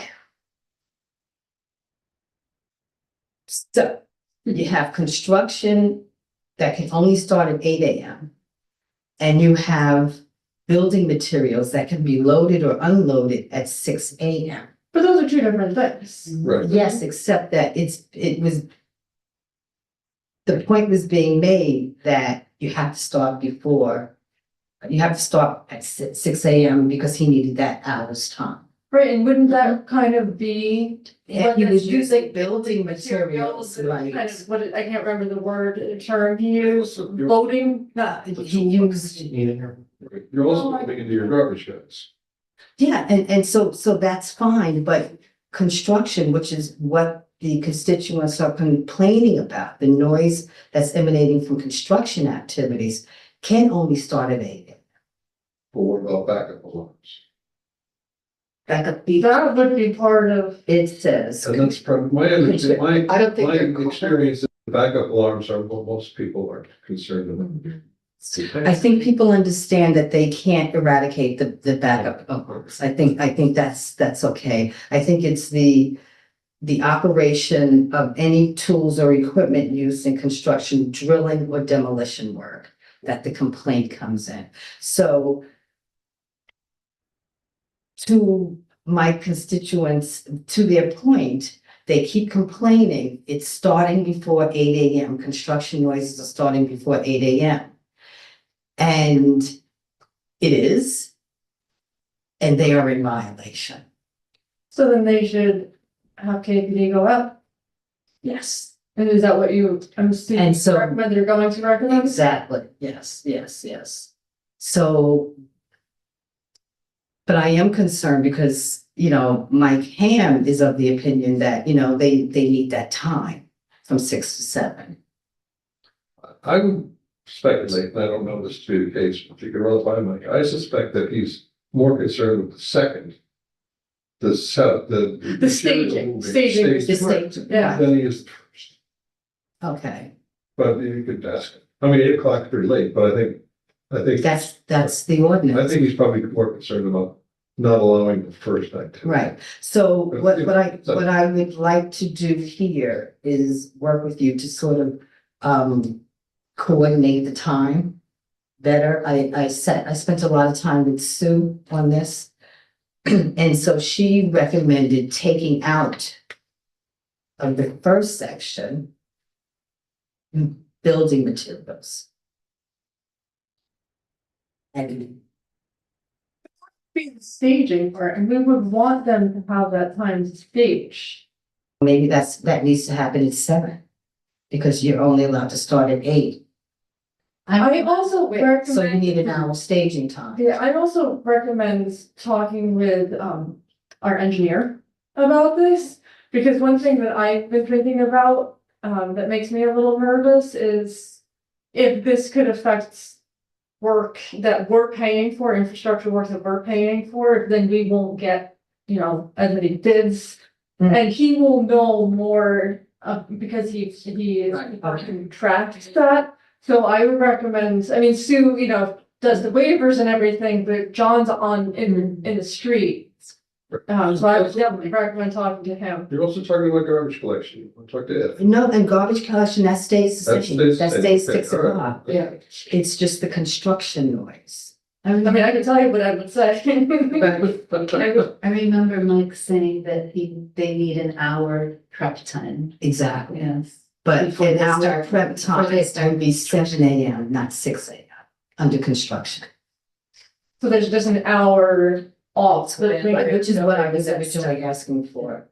So, Mike, So I'm not a contractor. I don't know if I would be able to tell the difference between construction noise and the allowable usage, because the issue is, from what I've heard, is the beeping. But I think it's also worth part of the conversation with John or the mayor for city projects is that, for an RFP or not for a bid, but for an RFP, you could ask the respondents if they have the lower decibel, not camera, noise, because that's what the DOT is employed on. Quarry Street, Coffee Place, whatever the DOT garage is, in the first ward, Yeah. they had received for years complaints about, again, the backup, beeping. And they actually switched statewide because of the complaining in that neighborhood to the quieter alert system. So it's something that could also be examined in the RFP process, I would think. For at least our projects. right. Yes, So I can speak to the project happening at the library right now. They show up, they open that gate at 6 AM every morning. And to the minute, you do not hear a thing until 8 o'clock. oh, And drilling, hammering, whatever they're gonna do that's loud, that's when it happens. But to your point, a lot of the equipment that they bring in as a rental from various places. And so those have backup alarms that have to be the same. They can't reduce those in ways. So it's just a lot of moving parts. And I can understand where they can try their hardest to make sure that everything is lined up so that they're not making noise until 8 AM. But the early truck that's arriving from someplace far flung, they don't know what's going on exactly, and they're just doing their job. So I think it's a tough nut to crack for sure. Yeah. Especially in a city that's has so many things that need to be fixed. yes, but the other distinction is that for construction noise, you can't work on weekdays or anytime on Sundays and weekends. I'm sorry. So you start at 8 AM on weekdays and you can't work on Sundays or weekends or holidays. What does that mean? Well, Except for the. that is why I'm reworking this code, because of that, and that's why it's taking me so long. Sundays like that, weekends, Saturdays? Oh. It's weekend, and what I believe is the practice from, what I've been told is weekends. Which is what that language basically says, I mean, you could just take out Sundays, because weekends is Sunday, like, So if I'm a home improvement person working on my house, I have to take time off from work to do it. well, you could get waivers, remember all of, Yeah. But saying, I think, I'm a little with Bob, that it is, you know, I gotta take off time from work to go ask the planning board if, or the planning department if I can take off work. hey, I get waivers so that I don't take more work. then maybe I'm wrong, maybe it is Saturdays that you cancel. Why is that for? No, the double one? People I know who've gotten tickets, it's been on Sundays. Okay, so then but then that means the code is written Right. wrong, Right. or It shouldn't say weekends, it should just say Sundays. Right. we're not practicing what we. Okay, so that still remains open. So, there were 3 questions, that the committee asked last time. One was, does the planning department currently have a definition of what a circumstance constitutes hardship? I'm reading this because I sent these questions to Sue Cahill. And so she said, no, there's not a set standard, so that would be something that we could come up with. How many special permits have been granted? As an example, in the last 2 years, for how many projects? She told me that she gave me a list. So in 2024, there were, and these special permits are the hardship permits. There were 29 issued in 2024, 13 for public events, 10 for private parties, 5 construction related, and 1 cancellation. In 2025, the noise permits went up to 48. Public events, there were 17, parties 12, and construction related 19. And how many were the first? For construction only. For construction only, 5 And in then 2024. And in 2025, there were, oh, I'm sorry, that was 2026, yeah, 2025. Construction went 19, so it's at the top. And in 2024, construction 5, so 5 to 19. So that answers that question. And then the question was, how many fines had been issued during that same period? She did not know. I spoke with KPD, and they said that for the last 5 years, from 1/1/20 to 1/1/26, there were 6 dockets, meaning total fines, 6 total fines that only came up to $450. Now in between what years? 5 years, Okay. 5 years. So in other words, they're not issuing Right. fines. Let me go another way. I've got factories in my ward. And a factory recently in my ward has got a new air purification system. That makes noise. And I'm getting complaints from people who complain about the fact that this factory is operating an air purification system all the time, it appears, even at night. So this is not gonna be addressed then. Is this a new air purification system? I don't know. I Did think you go so. through planning? Well, we've talked to planning, we're talking to building, we're gonna figure it out, Right. but. It's an interesting issue for factories. Yeah. I know I've It spoken doesn't to, relate to construction. yes, I've spoken to Sue about, air purification systems with a new it's like manufacturing that's opening up in my ward, and she was particularly concerned about that. So, so yeah, she might be helpful. And I suspect that it's below the decibel level in the noise ordinance. They don't like the fact that it's a constant. Oh, sick. Yeah. Michael. I do think defining hardship is a learning endeavor in the code. I would personally like it to be on the broader side. Because I think there are a number of exceptions, of true hardships that we may not anticipate, we're an old city. There are like archaeological discoveries to be made anytime you dig more than 2 feet in the ground. So I just think that I would support the idea of the hardship definition in the code, because that I'm shocked to find out that there really is no operating procedure on what hardship is.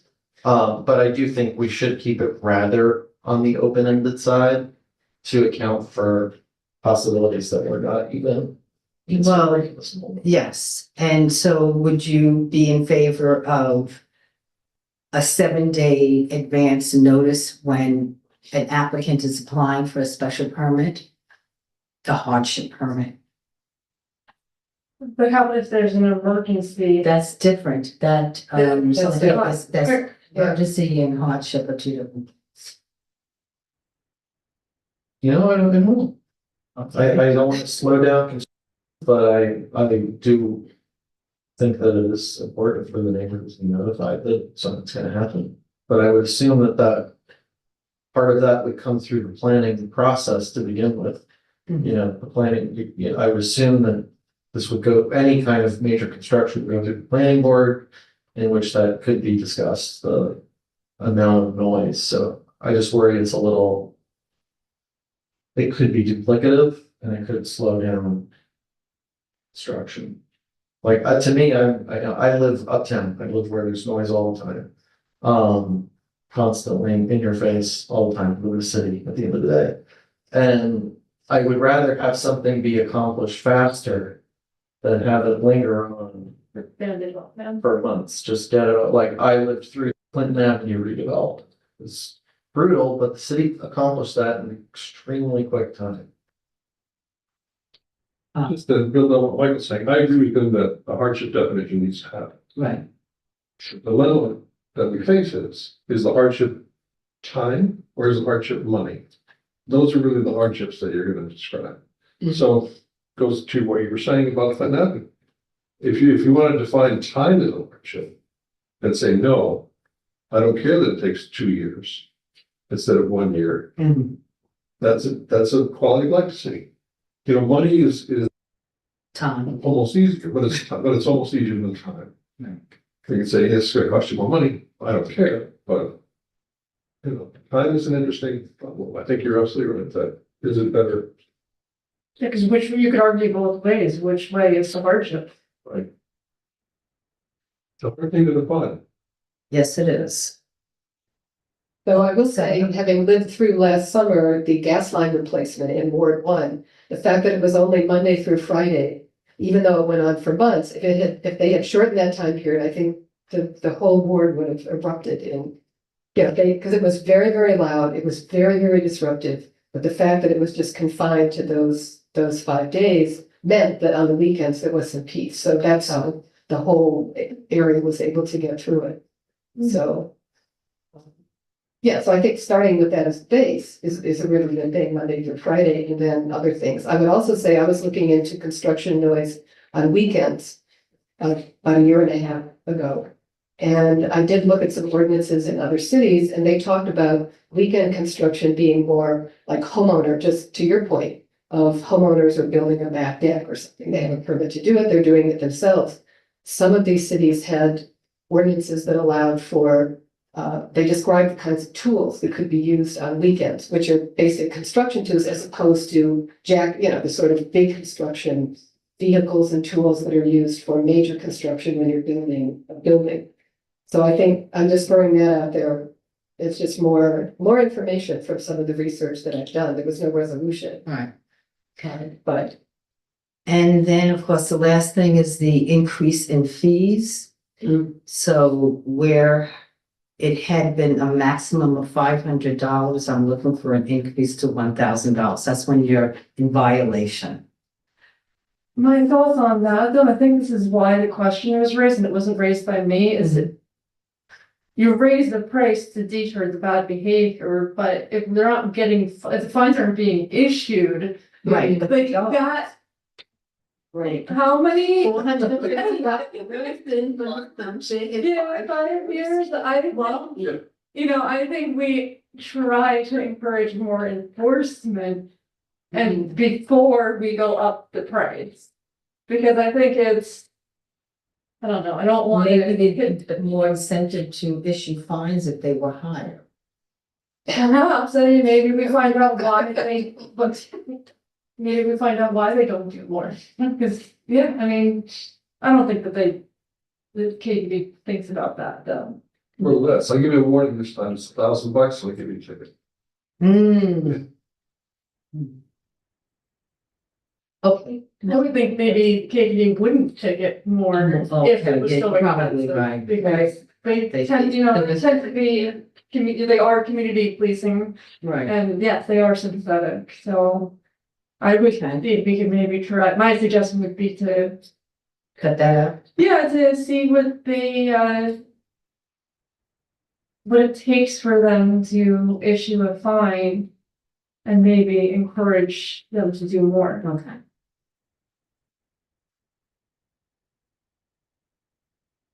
And we could always Revisit. revisit. Okay. So I did about half of like the language of 300. I wasn't able to get it on time for you guys to review on that one. I'll definitely send ahead of time, but that means it's complicated and we'll all reach out to you. We can work through some of that. So that's will come eventually. 50, I'm gonna work my way backwards. 55 is, I mean, I'm going through every single one eventually, so a lot of these were the simple ones. So this was the flag and seal. And I have no changes, I think the wording is just fine, but I was thinking about the design of our official flag. And I don't know, it struck me that there is nothing in our flag, which I've never actually seen in person, that reflects. There is? It's very rich. Okay, that reflects, Plus the Dutch. it reflects the Native Americans that have lived here. And I thought that, we should address that. And then I was thinking, back right when I first started on the council during the Ice Age, somebody asked, do you remember, it was. Why are you looking at them?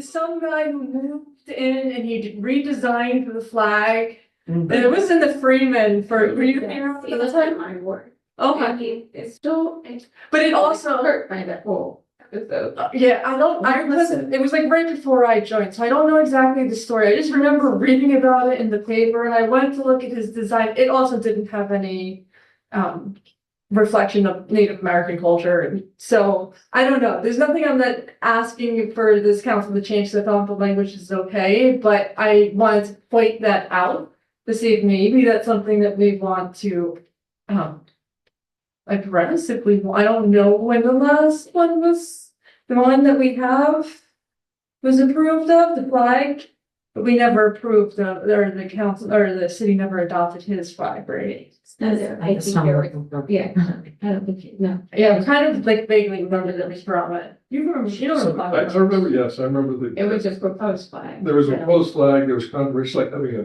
contest, right after we do the charter. Given all the artists we have in this community, I'm sure it could be a design competition that we don't. Yeah, well, that's what something I was thinking and maybe talking to Kit about it, but I didn't, if I could maybe start the ball rolling if people. Not the seal, just the flag. Yeah, Well, our flag is just our seal on a cloth. With three different stripes. But then we have to change all. Which is Yes.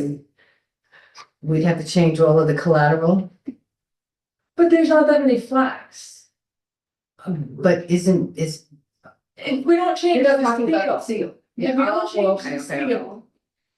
Which I get so many compliments on the seal, because it is very pretty, but yes, very nice seal. If we just change the flag to better reflect our true culture. Different colors in the not, stripes. I would not be I like opposed. contest. I think a contest would be great. You should be able to draw your flag from memory. She can't throw this from memory. That's fine. Yeah, I have to go back and Too much garbage. No, it's too much garbage on do it like the Board of Elections. Yeah, I voted. Yeah, I just gave my niece my old laptop that has my study. It's so sad. That's like, oh. It's better. Alright, so I will It's just better. ask around and see if people are interested, because I can't take on this. I was just gonna ask you, I mean. Because we need something else to do. Yeah. Do you have to say no? No. Alright, and then going to 32. So good news here, again, no changes. This is the cross guards. Crossing guards. What do you, what's the? Chapter 32 in the code. Of the code. Where is it? I'm looking at, You're at one, you got a ways to go. no, but I'm looking at the pages that were part of the notes. Oh, yeah, I You're not- make changes. So Oh, okay. you'll see in the agenda which ones I'm doing, Yeah. so, Yes. yeah. Crossing guards, I talked to KPD, they said they had no problems, they're full right now, so I asked them if they need anybody, for us to recommend, not recommend, but get the word out, but they are good at crossing guards, I think.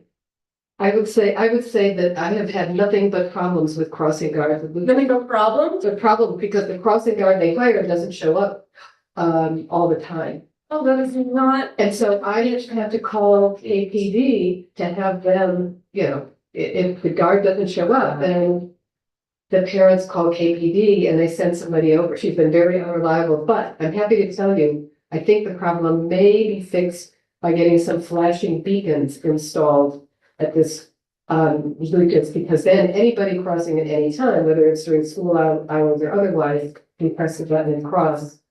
Hopefully people will stop, but the crossing guard is hopefully, I mean, yes. But the crossing guard on Lucas has not been reliable. Wow. oh, And I spoke to the police about it like a year and a half ago. They said they have a hard time finding. well, that's what I had asked, but the information that I got, I could send you the email, but Isn't that something's up. So I'm gonna just say, if you know anybody who might be interested in doing it, it won't hurt to have an application, maybe if they get more. And they even sent me flyers and a bunch of other things. I forwarded to parents, in school, and they, it's like, if they're weird hours, and it's twice a day and people don't want to commit to that time. Code. Yeah, and it is clear, They're okay with the. there's some of the newer ones they're fine. 22 will need some work. One thing that I noticed was that they still have the Heritage Area Commission in there. Which I asked Alicia to make that change because we already did make that change. Tawana Washington is gonna be working on the Commission's Human Rights, and we're gonna work on that to present that next month.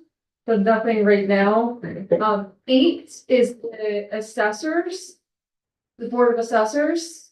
And that one, again, it's, super, super short, but the language is clear. However, it's not clear that the council actually selects the Board of Assessment Review, which is the only board that we do select, and it's actually because of state law that requires the legislative body to do it. So I would like that to be more clear in our code. So I'd ask just like pursuant to, and I have the language someplace, so that's one change. Chapter 3, adopt a highway, also, I asked if this was still the process.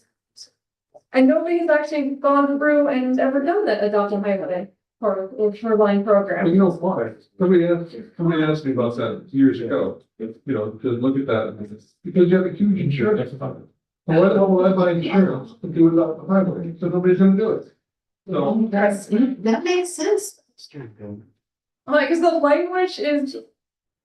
language is quite clear in this, and if we haven't done it, we don't know if we would follow the process, I would imagine. So there's nothing really to change unless that, we want to. Well, if you want somebody to do it, we have to change it. Nobody's gonna do it without that. Can we not have as much, sorry, just. Yes, like, I know I said it's gonna be boring, but. no, you were, no, you were. You're right, people sign it. You want me, is anybody interested in doing anything about that? No, I mean about what Bob was talking about. With the Adasha Highway? No one does adopt a highway because we have a huge insurance program and nobody wants to buy the insurance to do adopt a highway. Right, I get it. Is that specific to the city of Kingston or is that? That's, well, the state does not do that. The state does not require a huge insurance policy, which is why they have adopt a highway. Do we need it? Do we need a double highway? No.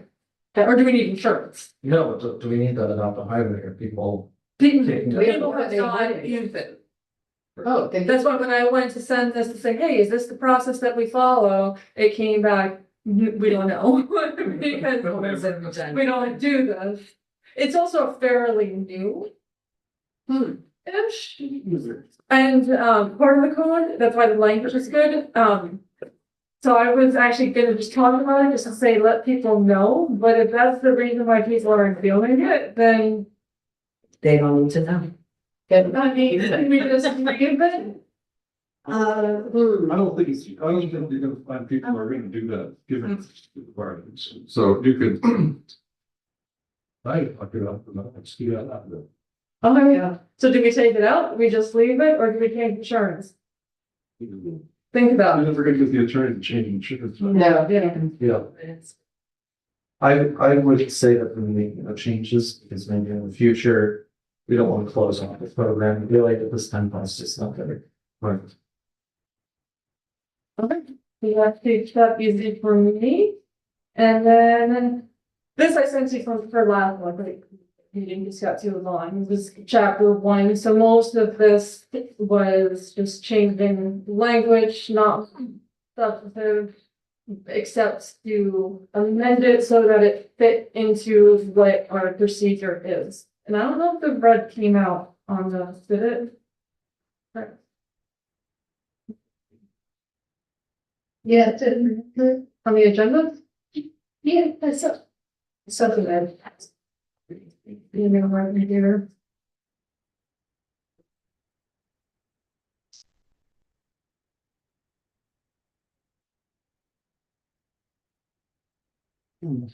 Yeah, so the first one was the code on file. This is chapter 1, section 6. We wanted to make it so it's 21st century and what we actually follow, so it's the copy shall remain on the City of Kingston website and be available for any person there. Just makes more sense. Elise and I did talk about potentially, but I haven't talked to the mayor. I don't know if she had ever followed up with her about setting up a computer in City Hall so people could use. And kind of like, you know, yeah, we don't have the hard copy, but you know, you don't have access at home. You could access or just need a quick question, so. Oh, I see. But that wouldn't be in the code, it's just something that I thought would be a nice accommodation, so that's. The first one. 1-7. It just says where the changes will be reflected, so it didn't say that. Yeah, we don't sell the code book, so I'm suggesting that just deleting this entirely. This is 1-9. We also in didn't change the numbers. The penalties for tampering with the code included the hacking and electronic tampering, so again, just modernizing. Yeah. I think, yeah, those are the $150. Go fool with the code. Yeah. I don't know, include, they're not limited to. Or like 5-10 dollars. But I mean, it's, yeah, I think it's legit. I think of it as, You think that's the limit? I think that, I mean, if I'm your neighbor and I think you're starting your lawnmower too early, I'm gonna edit a PDF that removes the part of the code that says, all right, that's tampering. her thing is too low. Is that I'm saying, the I'm saying 250 is too low. Yeah. It's not discouraging. It's. but also imprisonment for 15 days. Well, if anybody would, Well, Yeah. anyway, Right. if that's something that we could definitely change that. I would definitely change that to at least $1,000. has anybody ever done that? Well, they almost, I look at what happened. What were we doing when people were like bombing us, and hacking us and doing bombing? Would that be part of this? During the ceasefire thing? Oh, you mean the Zoom bombing? That's not necessarily No. code. That's not the code. Oh, yeah, that's true. Yeah, that's true, okay. Yeah, let's just leave that. I could definitely some. Future. Yeah, Are we moving this up to 1,000? I think it's fine. Maybe 500. And what about imprisonment? You know what I mean? Well, let's start with the fee. Oh, the fee, I would say $500. $5,000. That's I was 1,000. complaining about That that. was. How long ago was this, how long ago was this covered? Yeah, how long ago was this? A long time ago. Yeah, so, President Biden. Bob, are you good with 1,000? Sure. Michael, Why not? Marissa, I could have done Ben, Right to the it.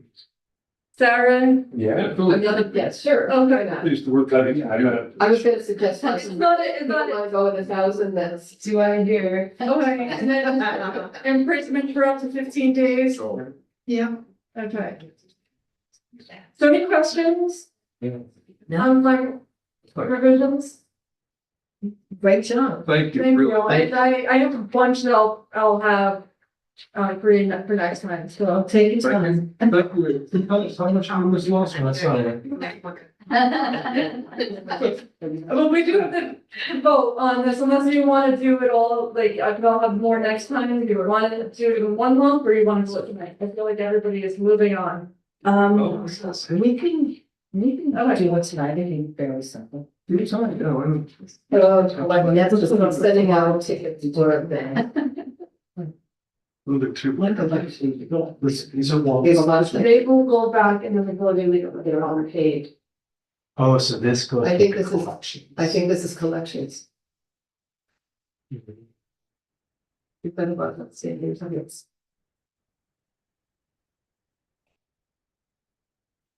Oh, and did he signing some of these? Yes, somebody should be. I'm doing it only because of, I'm feeling guilty for nothing. You want to give me some looking twos, right, here's ones. Ones?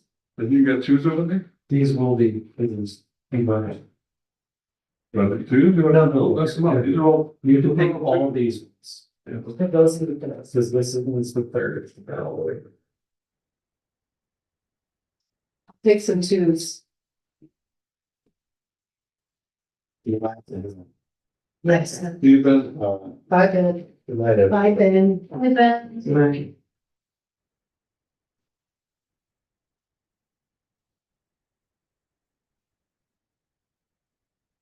The meeting is adjourned yet? or no? No, Oh.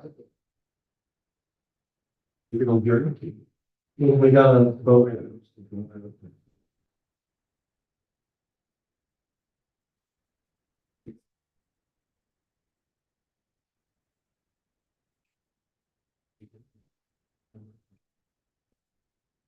I do it all Sunday, because Okay.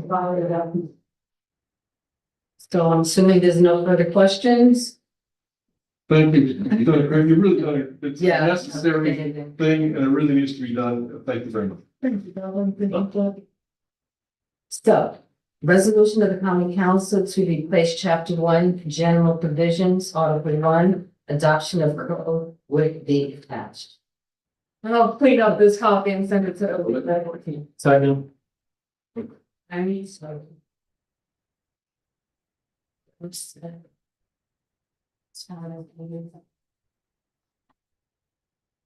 So, all in favor? Anybody opposed? So you guys have 2 seconds. One down, we're ready to go. I'm not gonna talk about it. You want to? Can I make a motion to adjourn? Motion. Second.